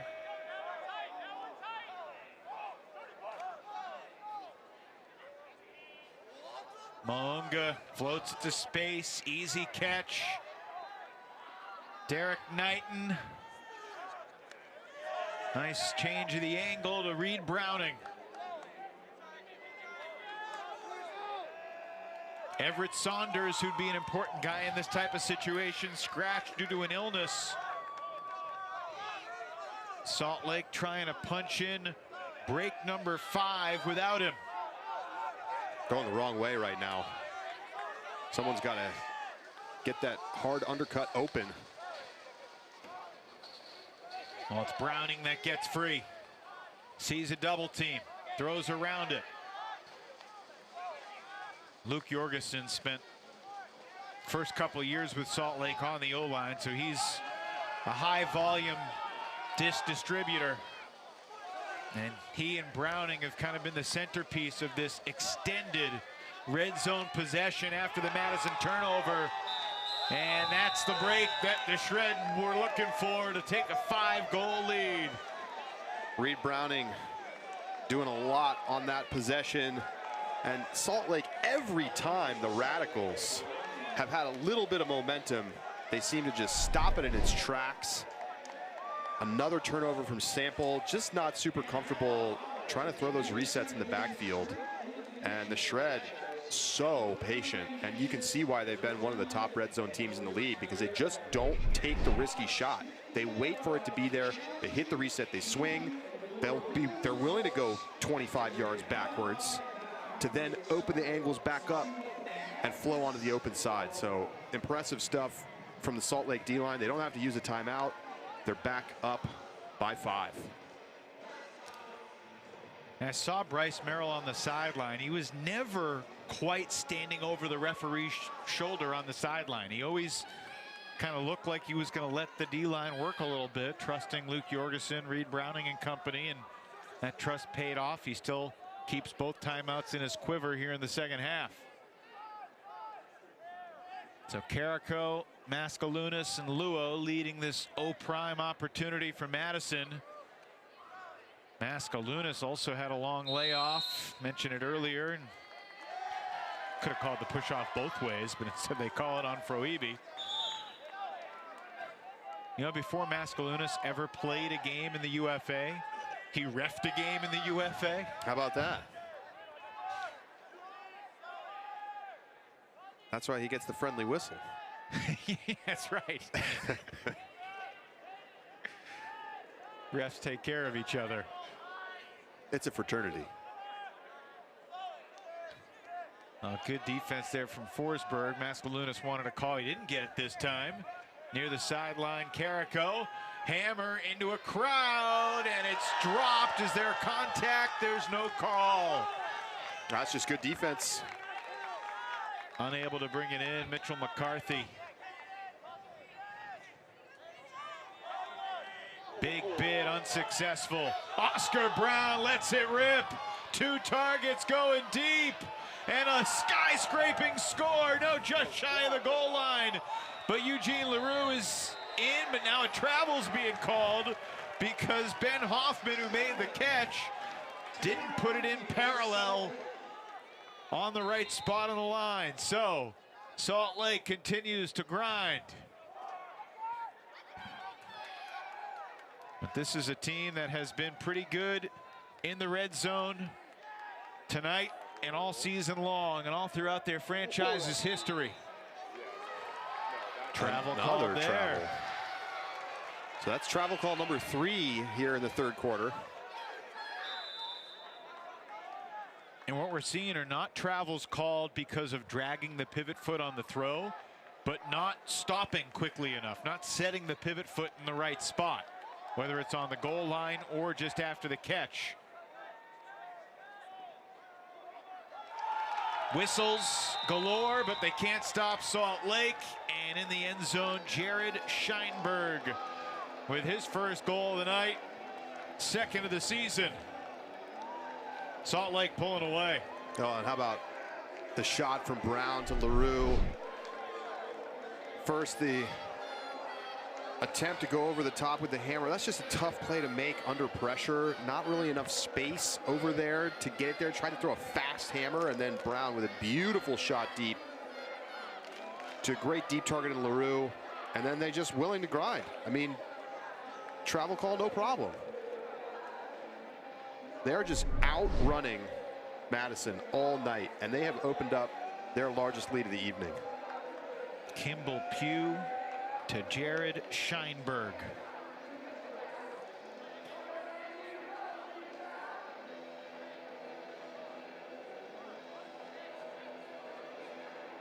That's 3 straight scores for Salt Lake since the Anthony Gutowski Sky with 10:45 to go. That made it 14-11.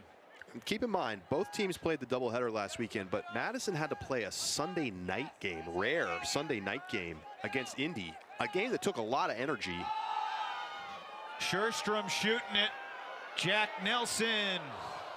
Kind of a gratuitous bid. He didn't have a chance. And so very short rest for the Radicals, even more so than for the Shred, who, to be fair, had to come cross country to play this game. Yeah, the Shred flew this morning. They were up very early. But this has been, I think, inarguably Salt Lake's best performance of the season so far. And they're showing that their ceiling is still there. And, you know, their final 2 home games are against Oakland. Yeah. Another travel call. You know, I saw it in real time. I thought that's another extra step travel, and they whistled it. And good for them. I think they need to call these more across the league. I have heard some players complain about others taking advantage of the rules. Deep shot, ripped down again. Simon Tastrup extends the Salt Lake lead. Wow. Salt Lake, everything's working.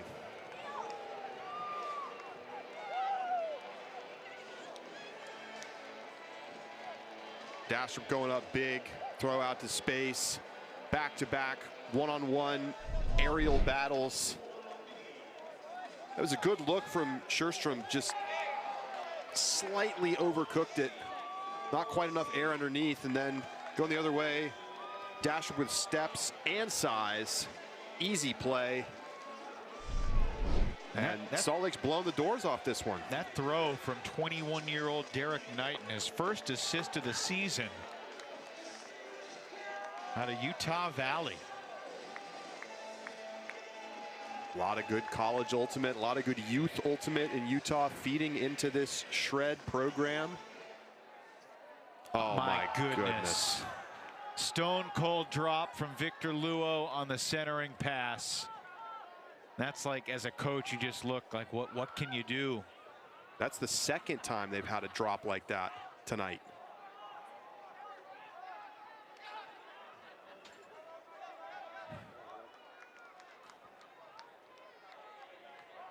This is the 8th break chance of the night. And Salt Lake in the red zone looking for their 7th break in those 8 opportunities. And Victor Luo intercepts it in the end zone. Talk about a way to make good on the error.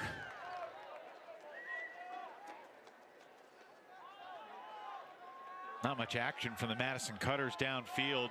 Well, this is their offense. They just sit and wait.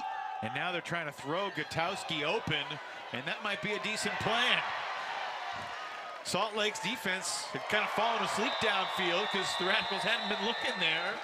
And it's Gutowski to Noah Peterson for the score. Well, all night, good things have happened when the Radicals have sent it deep.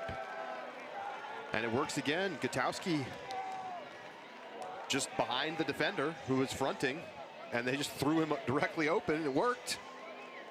And then nice vision to just pop the Scuba up into the end zone. And not sure, I think that may have just been a missed throw going over the head of the intended receiver for Salt Lake. They had a chance to end this game right there.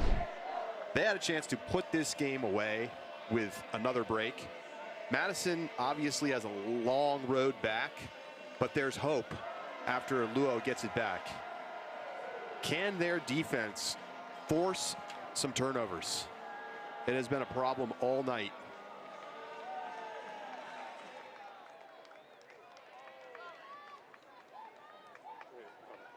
Well, in order to create a comeback, you got to get some blocks and disrupt the momentum of Salt Lake's offense. Madison's first block of the night came on the first point here in the third. That's their only break in the 7 opportunities they created. Remember, 5 were on that 1 point at 12-9 in the first half.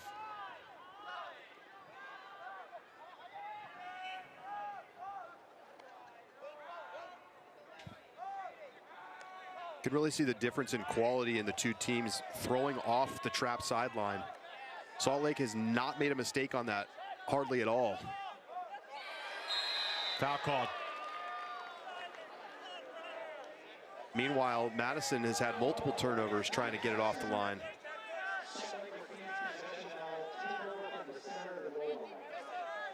And that's the drills from Bryce Merrill at practice. I can only imagine just non-stop practicing those throws. It's a sweet scuba from Jordan Kerr, finding Jace Dunabile for the score. Missed opportunity for Madison.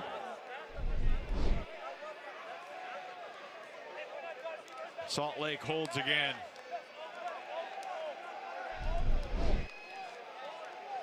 Is it just because Jordan Kerr's a lefty, Charlie? Or is there something about all of his throws and just the way he releases them and winds them up that's so pretty? Or is it just because he's lefty? Well, he's so smooth as a thrower, no question about it. I mean, there is something you expect to see a right-handed player, so when it's lefty, you're like, oh, wow, nice break. But no, I think he uses his length extremely well. He has long arms and just generally has the ability to pivot out super wide. And he's also got a very quick forehand release.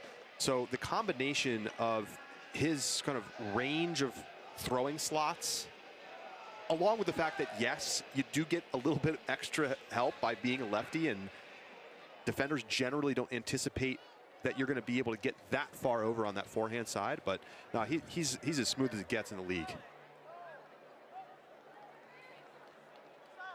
Jack Nelson shooting it for Gabe Vortic. Incomplete. Decent defense from Derek Knighton, but Vortic had a chance to make the play and just could not haul it in.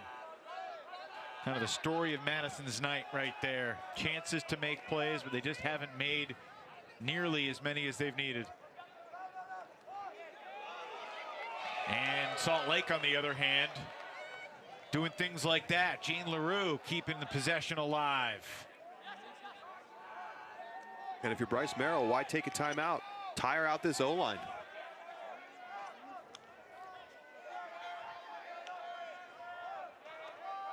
Oscar Brown, Luke Jorgensen, and Reed Browning have been an awesome trio tonight for this D-line. And right on cue, Brown turns it over. Picked up by Robert. And Stark dishes into the end zone for Ronabat, who's had a pretty silent night for the Radicals until now.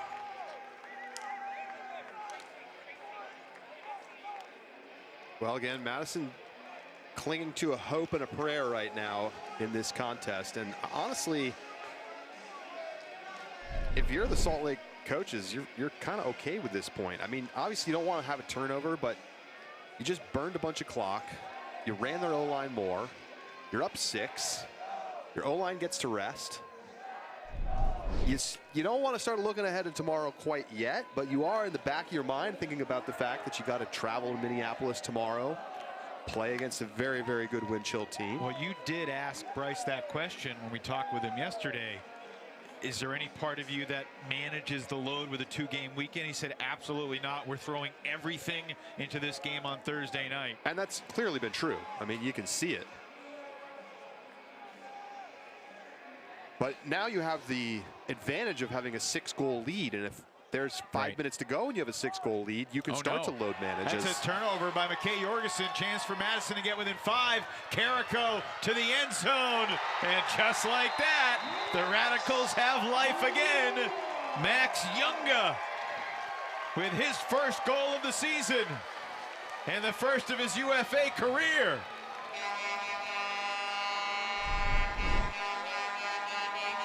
And just like that, the crowd is back in this thing. A rare swing pass mistake, immediately punished on the fast break in transition. Remember, Madison will receive to start the 4th. I'm saying they're just still in it, and the thing is, there's life now. You know, if you hold here, you don't give up the score to end the quarter. You're down 5, you got the ball, you score on offense to start the 4th, you're down 4. I mean, it's still a long road, but it's possible, especially if you can get Salt Lake to tighten up a little bit as this crowd gets into the game. Out of bounds pull, not ideal when you're trying to burn clock at the end of a quarter situation. Rather than starting, the clock starting when the disc is touched, it'll start when the first throw is released. And you spot them 35 yards. Yep. Jordan Kerr, middle of the field. Ashton over to McKay. Rustnagel back to McKay with 11. We have seen a successful buzzer beater in each of the first 2 quarters tonight. Madison in the first, Salt Lake in the second. Chad Jorgensen throwing to the end zone, and it's intercepted by Gutowski, who's chirping at Rustnagel. And a good show of spirit from those 2 feisty, fierce competitors. All right, Charlie. Madison's trailed by as many as 7, but they will have the disc in their hands with a chance to get it back to 4. You never know. Listen, the New York Knicks came back from impossible odds to win in New York in the NBA Finals against the San Antonio Spurs. Maybe the Radicals can make a run.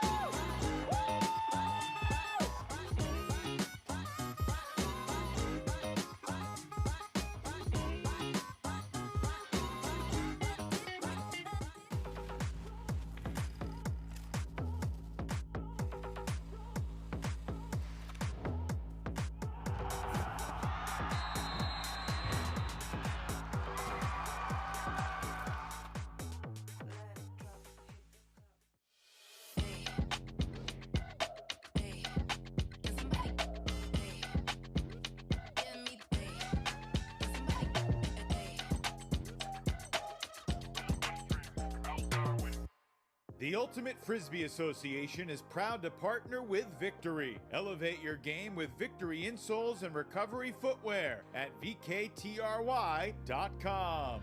Delta THC Seltzers.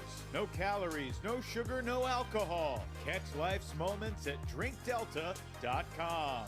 Two Town Cider House, bringing the best craft cider for everyday celebrations. Find yours at TwoTownCiderHouse.com. And Disc-It. Round Net meets Ultimate. Disc-It is the must-have portable game for every UFA fan. Get yours at DiscItGame.com.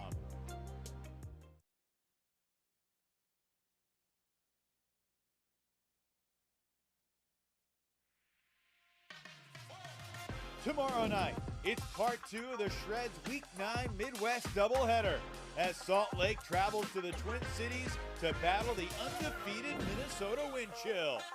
2 teams forever connected by championship weekend history.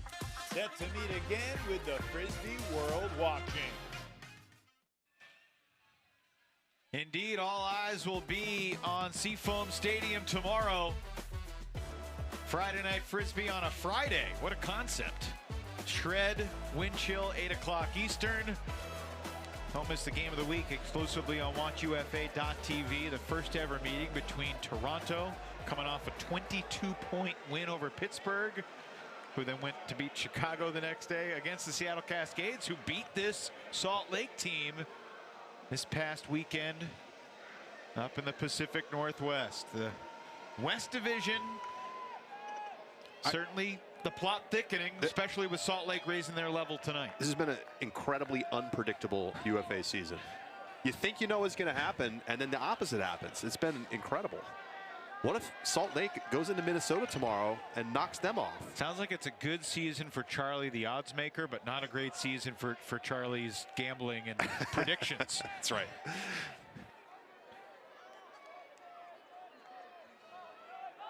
Trying to score quickly, looking deep for the big man, and Gabe Vortic's throw gives him zero chance.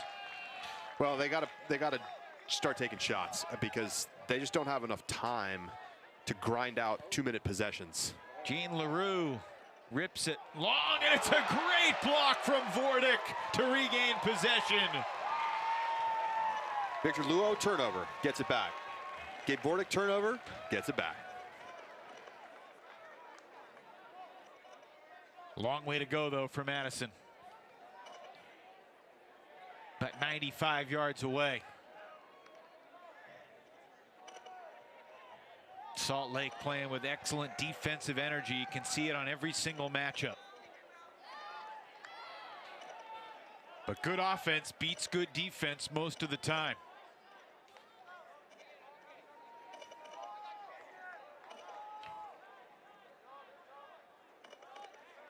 Stark from McCoskey. Still the first point of the fourth quarter, already 90 seconds gone. Stark sensing urgency, sending Scherstrom, end zone. What a block by LaRue! Gene LaRue getting huge.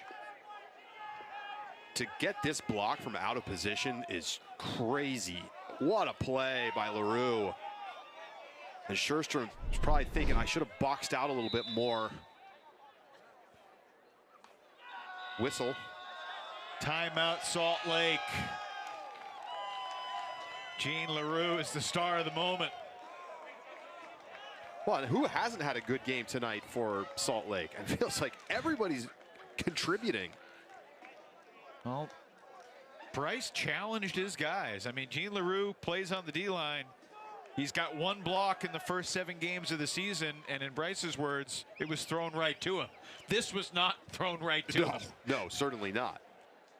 And of the 20 players suited up tonight, everyone but 3 is a +1, and no players are in the negatives and plus-minus. I mean, that is a comprehensive performance. As we take another look, Eugene LaRue he's completely out of position, goes up and over the top, and he has a height advantage over Scherstrom, but Scherstrom's a great downfield receiver, and that's just a sick one-on-one play.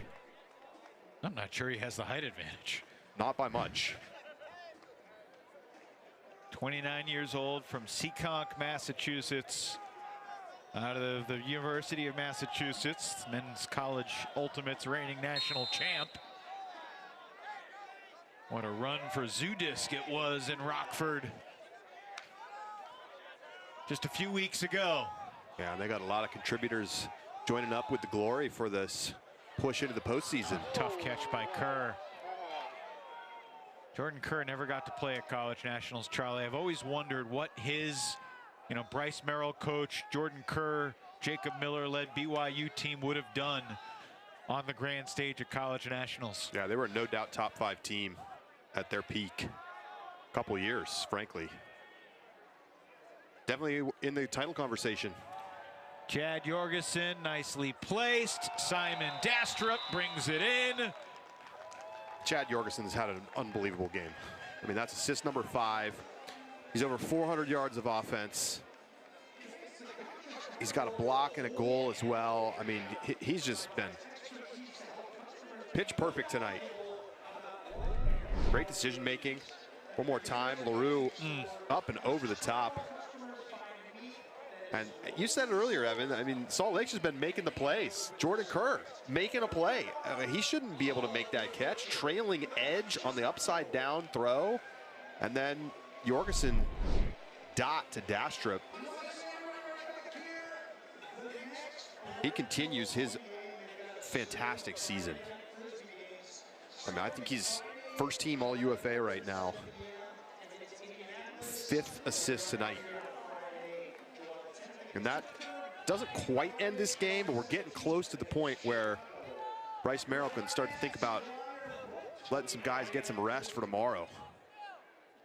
I'm not sure how much math you studied, Charlie, but Bryce Merrill a few years ago said that Chad Jorgensen is a standard deviation better than everyone else on our team. And that's a significant claim. That is. Feels a little disrespectful to the rest of the team, if I'm being honest, but maybe they would agree. He's been their best player tonight, no doubt about it. Scherstrom's throw somehow sneaks through the athletic traffic soaring into space. Jack Nelson has the score. Let's watch from this angle, see what Scherstrom saw. Whoa. And that's fortunate, and he knows it. He's had a couple of those tonight. The one he lobbed up to the Robert at the back of the end zone, it basically had the same reaction. You know, if you're Madison, of course you're trying to fight back in this game, but you know, what do you take away from tonight? I think you got to be thinking about how do we retool what we do defensively to be ready for a possible matchup against Minnesota in the Central Championship game. Well, that's big picture. The quick picture is we got to beat Chicago on Sunday. No question. And at some point, did not go well the last time they went to Chicago. Yeah, Jacob Spiro might need to be thinking about resting some of his guys because that game matters a lot more than this one. You know, it's a very rare, if not unprecedented situation for Madison Frisbee. They've played almost 200 games in the course of the franchise. Today's game number 182 as Dunabile has a stone cold drop. I don't know if they've ever had a game on 2 days rest. You know, they played today, no game Friday, Saturday, then Sunday. It was tricky managing the 3 days rest situation, Sunday to Thursday. They practiced on Tuesday. Did a lot of film study, and you know, Jacob Spiro was honest about the fact that the Chicago game and the Indy game that we got coming up beyond that, those games are more valuable than this one, which isn't to say they were disrespecting the Salt Lake Shred, and they certainly did their scouting and were prepared. But the upcoming schedule, Chicago, Indy, Pittsburgh, Chicago, Minnesota. I mean, take that Minnesota game away. This next 5-game slate will determine Madison's eventual stature in the Central Division. Yeah, and 5 straight weeks as well. And you know, they've already lost to Chicago, and they've barely beaten Indy. Now they are 2-0 against Indy, so they have that going for them. One more, obviously you get the tiebreaker. You put yourself in a great position to win the division. Chicago losing to Pittsburgh kind of absolves them of the loss to Chicago earlier, but it's not just about getting the postseason, it's about being ready to compete in the postseason. Charlie, it's borderline disrespectful to say this, and I'm going to say it anyway. I watched every point of both Madison-Indy games. I think Indy's the better team. Obviously, Madison won both games. They were situationally better, but in terms of which team is scarier to go up against, I think there's no question. It's the team with Elliot Hawkins and Jacob Felton and Sofiane Bontemps, Kai Creed, Seth Gudeman. I mean, they got playmakers. Yeah, they just have so much star power. Mascalunas intercepts. Little sloppy here from Salt Lake. Another ATO turnover from Madison as well. Can they finish off their second break of the game here? Yes, they can. It's Gutowski in the end zone to bring the Radicals within 4. Would have been far more effective if they could do it on the first point of this quarter. to get to 1915. But 2016, 7 minutes to go. Who knows? Crazier things have happened. Well, they're just barely hanging around. There's definitely enough time on the clock. 7 minutes to go here in the fourth. It is not impossible, and the crowd is just desperate to get back energized and into this game. But the thing that Salt Lake has done great tonight is that every time Madison has gotten a break, or made a big play, they have punched back immediately. So can their O-line go back out here, put a 45-second hold on the board, and really command this game? Because if they don't, and there's another break here for Madison, then things start to get interesting. Well, when you're trying to make up a deficit, you often go to the sideline pull, trying to get a quick turn or encourage the other team to score quickly. Off the sideline to Kerr.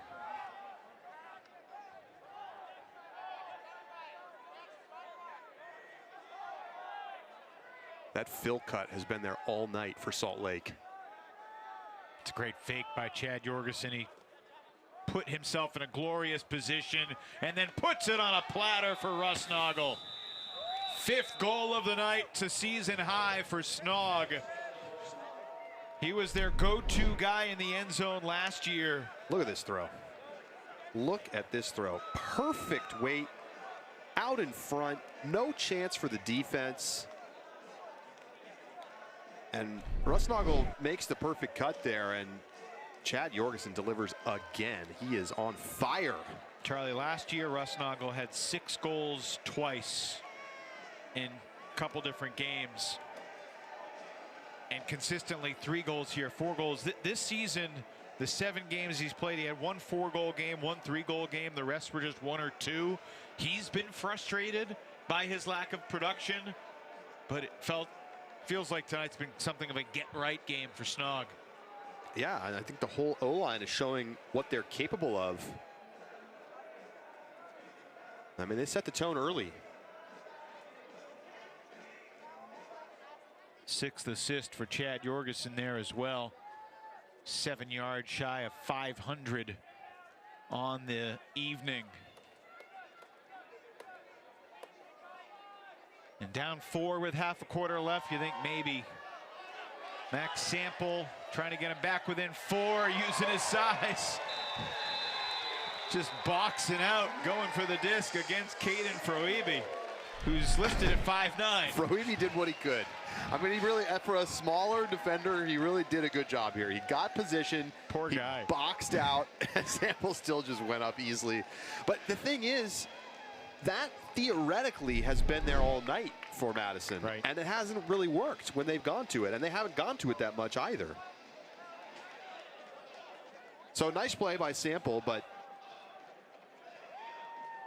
for the most part, they've forced him under. He's gone under, and he's coughed it up a couple times on some throws underneath.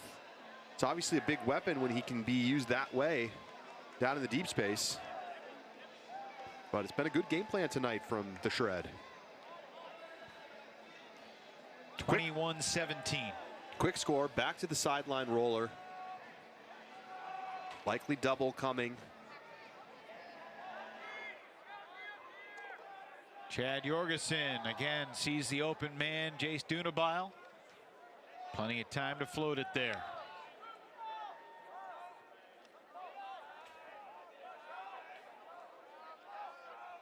Salt Lake has won almost 80% of all of their games in the history of the franchise, and the Jorgensens with a rare misconnection right there.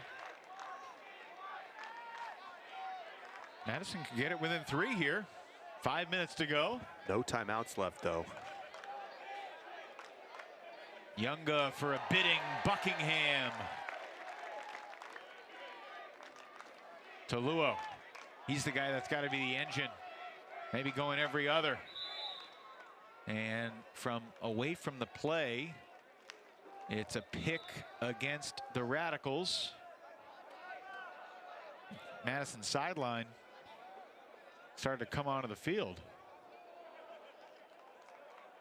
Do the Radicals have a timeout, Charlie? Well, maybe they do have a timeout.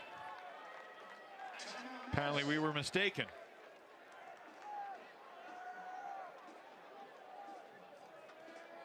So the Radicals get the timeout with 4:44 to play. Tim DeBile, who was the head coach for many, many years, led this team to the championship in 2018. Now he's the offensive coordinator as an assistant to his longtime lieutenant, Jacob Spiro. Tim DeBile, of course, also the commissioner of the Ultimate Frisbee Association. University of Wisconsin, class of '96. He started playing Frisbee after college when he was 28 in local summer league. And the journey with Tim and the Madison Radicals is an exemplary one for a pro franchise. Yeah, I mean, this has been one of the class franchises in the league for a long time. I think only recently surpassed by the Minnesota Wind Chill. Central Division doing well. Looking forward to see that Seafoam atmosphere and feel it and take it all in tomorrow night. 8 p.m. Eastern, 7 Central, the Shred and the Wind Chill. Salt Lake with a little more business to do here, and they are within 3. The Radicals are. Pierre Robert, his first goal in a while. From 7 down to 3 down. Is it too little, too late? That's the question. That is the question, but this is their first time within 3 since they scored to start the 3rd quarter to make it 14-11. And there's a glimmer of hope left for the Radicals. I think there is enough time, but they probably need to score out. I think if they give up one more hold, there might just not be enough time on the clock, because their offense has not been able to get off the field in a hurry. They've needed 30 to 60 seconds for their O points. Roller again. How does Salt Lake respond? You really just need one.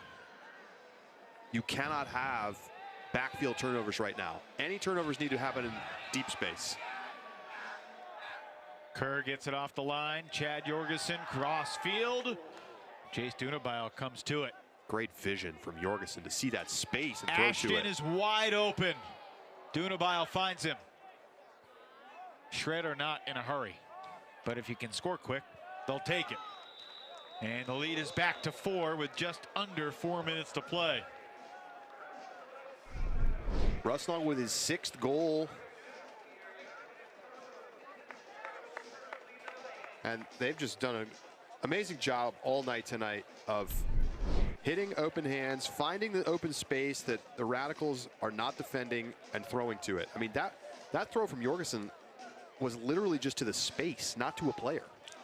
I really like the game Jordan Kerr has played tonight. Very steady, in control. The way he's evolved reminds me a little bit of Kyle Henke in Austin. You know, we're not seeing as much athleticism from Kyle anymore, but he's basically become a super reliable, steady anchor thrower. And that's what we're seeing from Jordan Kerr tonight in every situation. Nothing seems to faze him. Yeah. And you know, doing it all in the backfield. 286 throwing yards, -2 receiving yards as he gets resets. Just 1 turnover on 42 completions tonight. It's been a masterful game from Kerr. Well, Vortic is going deep. Sample's coming under. I think the Radicals would do better with the other way around. Got to have urgency here if you're Madison. McCoskey surveys, finds Nelson. Stark on the doorstep, but precious seconds are ticking away, and that might be the nail in the Radicals' coffin. Another errant reset. And now Salt Lake can just play keep away.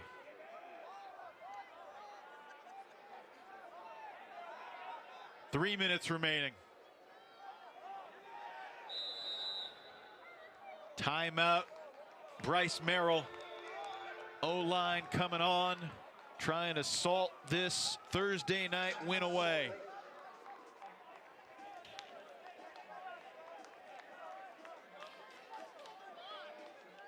Just been a little bit too little too late for Madison.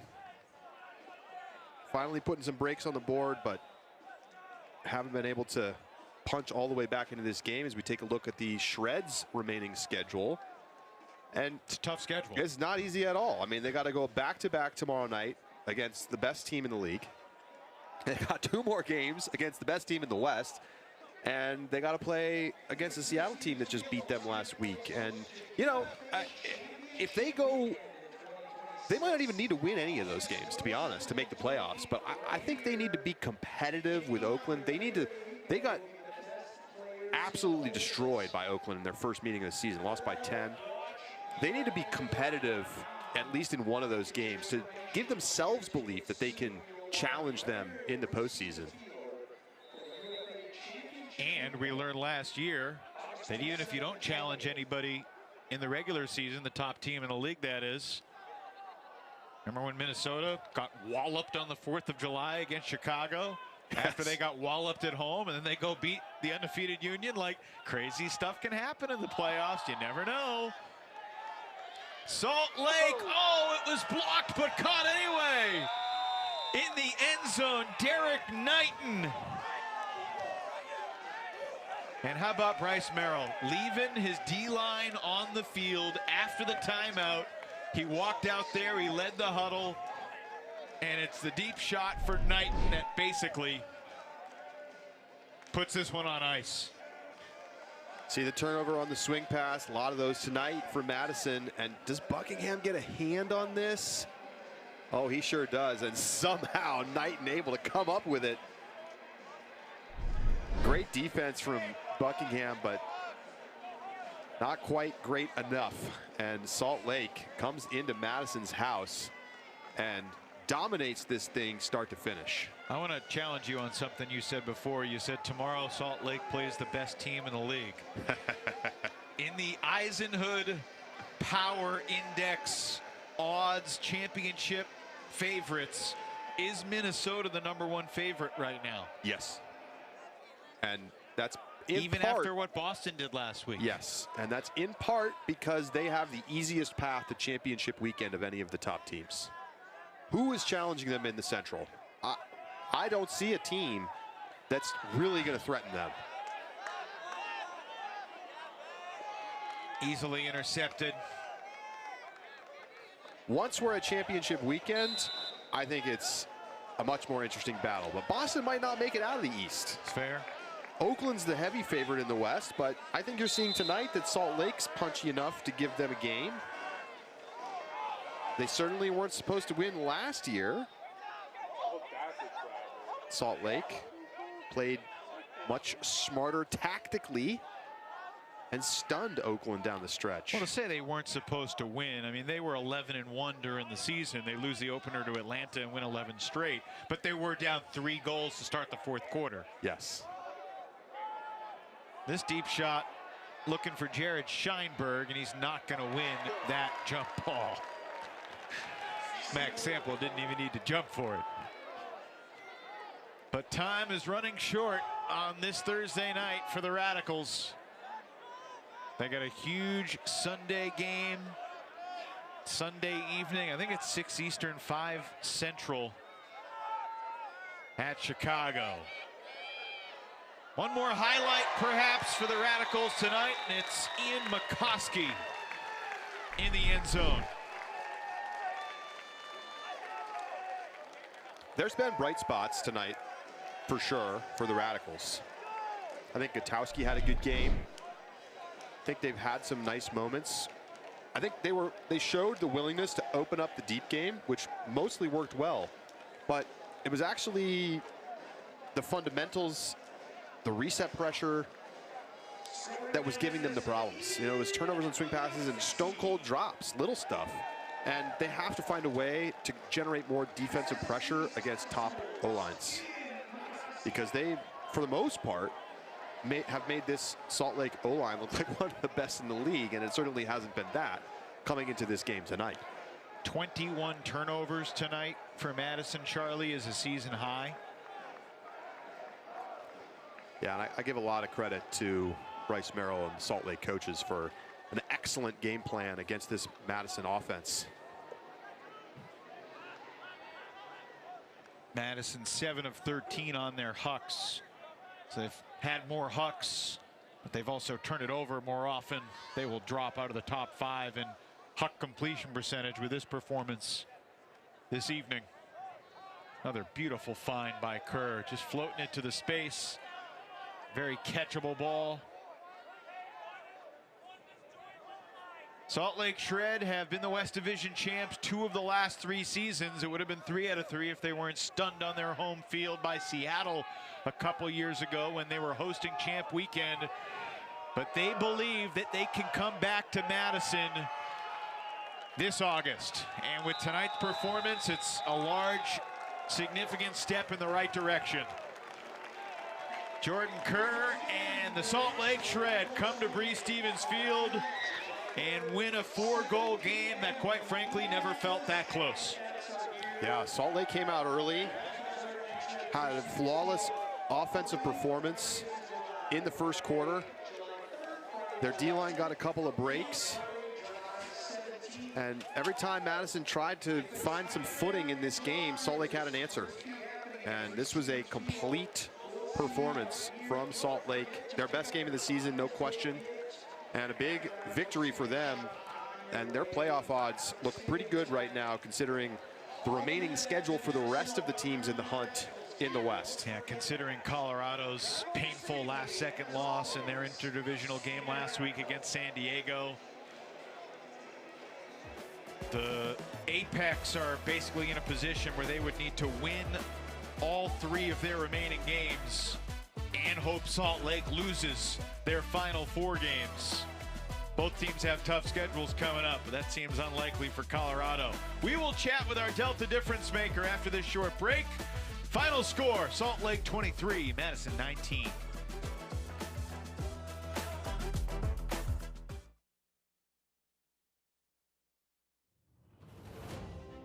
Boston has its glory.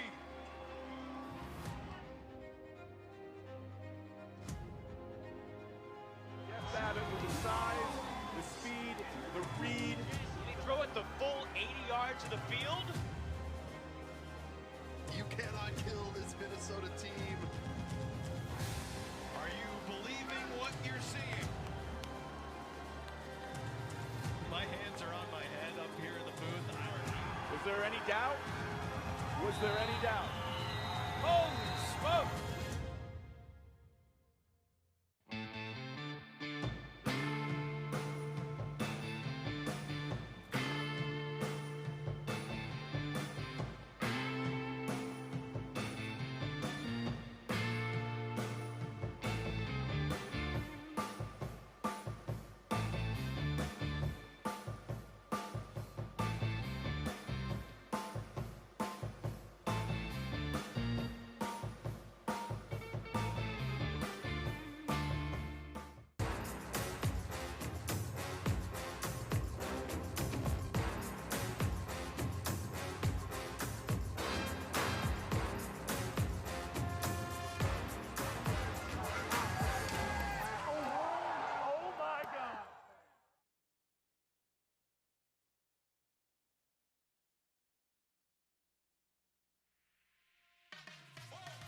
Tomorrow night, it's part 2 of the Shreds Week 9 Midwest doubleheader as Salt Lake travels to the Twin Cities to battle the undefeated Minnesota Wind Chill.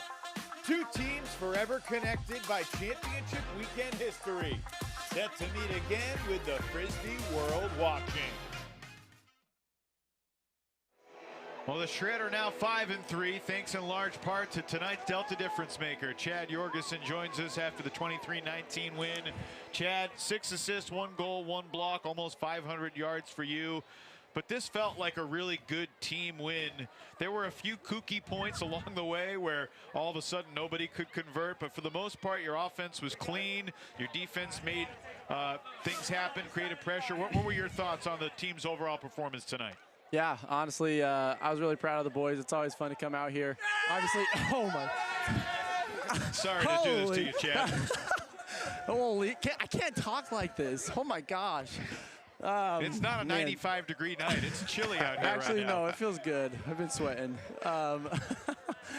Obviously, got a family out here. Fun playing with the boys. Big props to Madison. Love coming out here. They're great hosts, and they played really well, put on a good fight.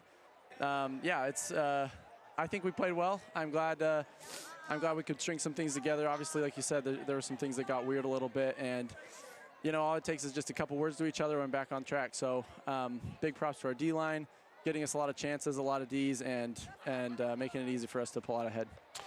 You know, the offense hasn't necessarily been at the standard so far this season. Do you feel like you figured something out tonight? Yeah, definitely. I think game by game, we're taking it as it comes. We obviously have a place that we want to be, and we're not quite there yet. I think this is a great stepping stone to where we want to be as an offensive line. And, yeah, you can see some of our string plays work together really well. We were able to hit our guys in stride. But obviously, yeah, with big games coming up like Minnesota tomorrow, it's going to have to take those kinds of plays every single day and every single point. But I think, yeah, we're dialing it in, and it's fun to make those connections with the boys. Chad, how do you feel your offense has changed this year without Will Selfridge, without Braden Eberhard, and mixing in Ben Ashton and some other pieces? Yeah, obviously we take the guys that we can get, and they're balling out. We brought in Ben Ashton, like you said, and Simon has been coming in playing offense, and our boys are just stepping up and really running hard, trying to get the motion and swing the disc a lot, and it's working well. Obviously, the guys that we have are just athletes, and we like to play with athletes, so thank you. You were hitting a lot of tough throws out there tonight, throwing a space extremely effectively. Do you feel like you are playing your best ultimate of your career so far? I think there's a long way to go. I like hitting the boys. It's fun to be able to see them. And in practice, I think we hit these shots and we play like we practice. I think we get really, really confident with hitting each other in stride. We know our speed and we know what we want to hit. And so, yeah, I'm happy with how I'm playing, but I've always got places to go. So trying to get better. Chad, there was the one point where Carson unfortunately went down, but Luke came on the field, and we got the rare triple Jorgensen, and then Jordan came into the backfield and ruined the Jorgensen three-way dominator. What happened there? Oh no, it's chill. We love Kerr, but yeah, that was a play called for the Jorgensen. So is he an honorary Jorgensen at this point? No, of course not. Tomorrow at Minnesota, they're coming off beating Oakland. Oakland obviously humbled you guys pretty good earlier this year. What's going to be the key to going to Minnesota and doing what you did 3 years ago and knocking off the wind chill in dramatic fashion?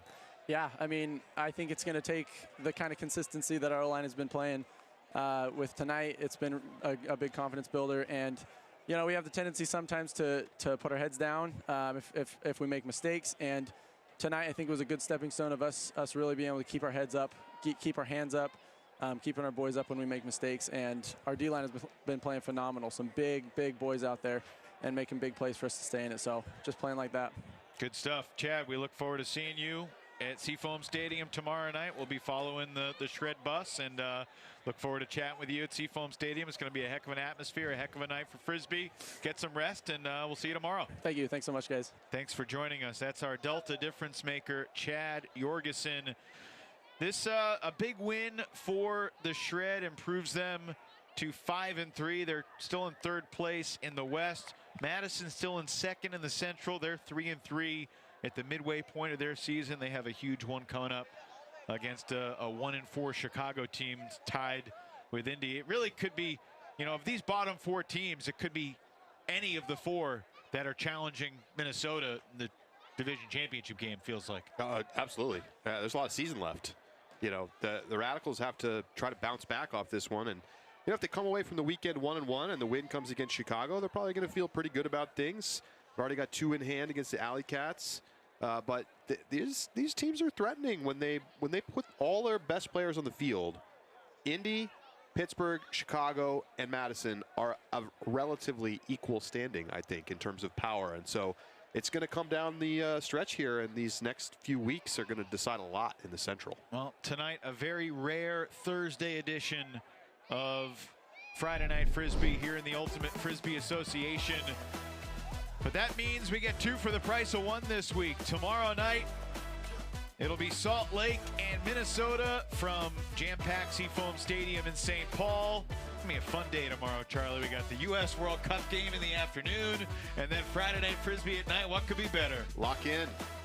You got time to have a nice dinner in between the games? Yes, indeed. Perfect timing. We'll talk to you tomorrow from St. Paul, everybody. Thanks so much for being with us. For Charlie Eisenhood and our entire crew, I'm Evan Lepler saying good night from Breese Stevens Field, where Salt Lake comes on the road and steals a win. Good night, everybody.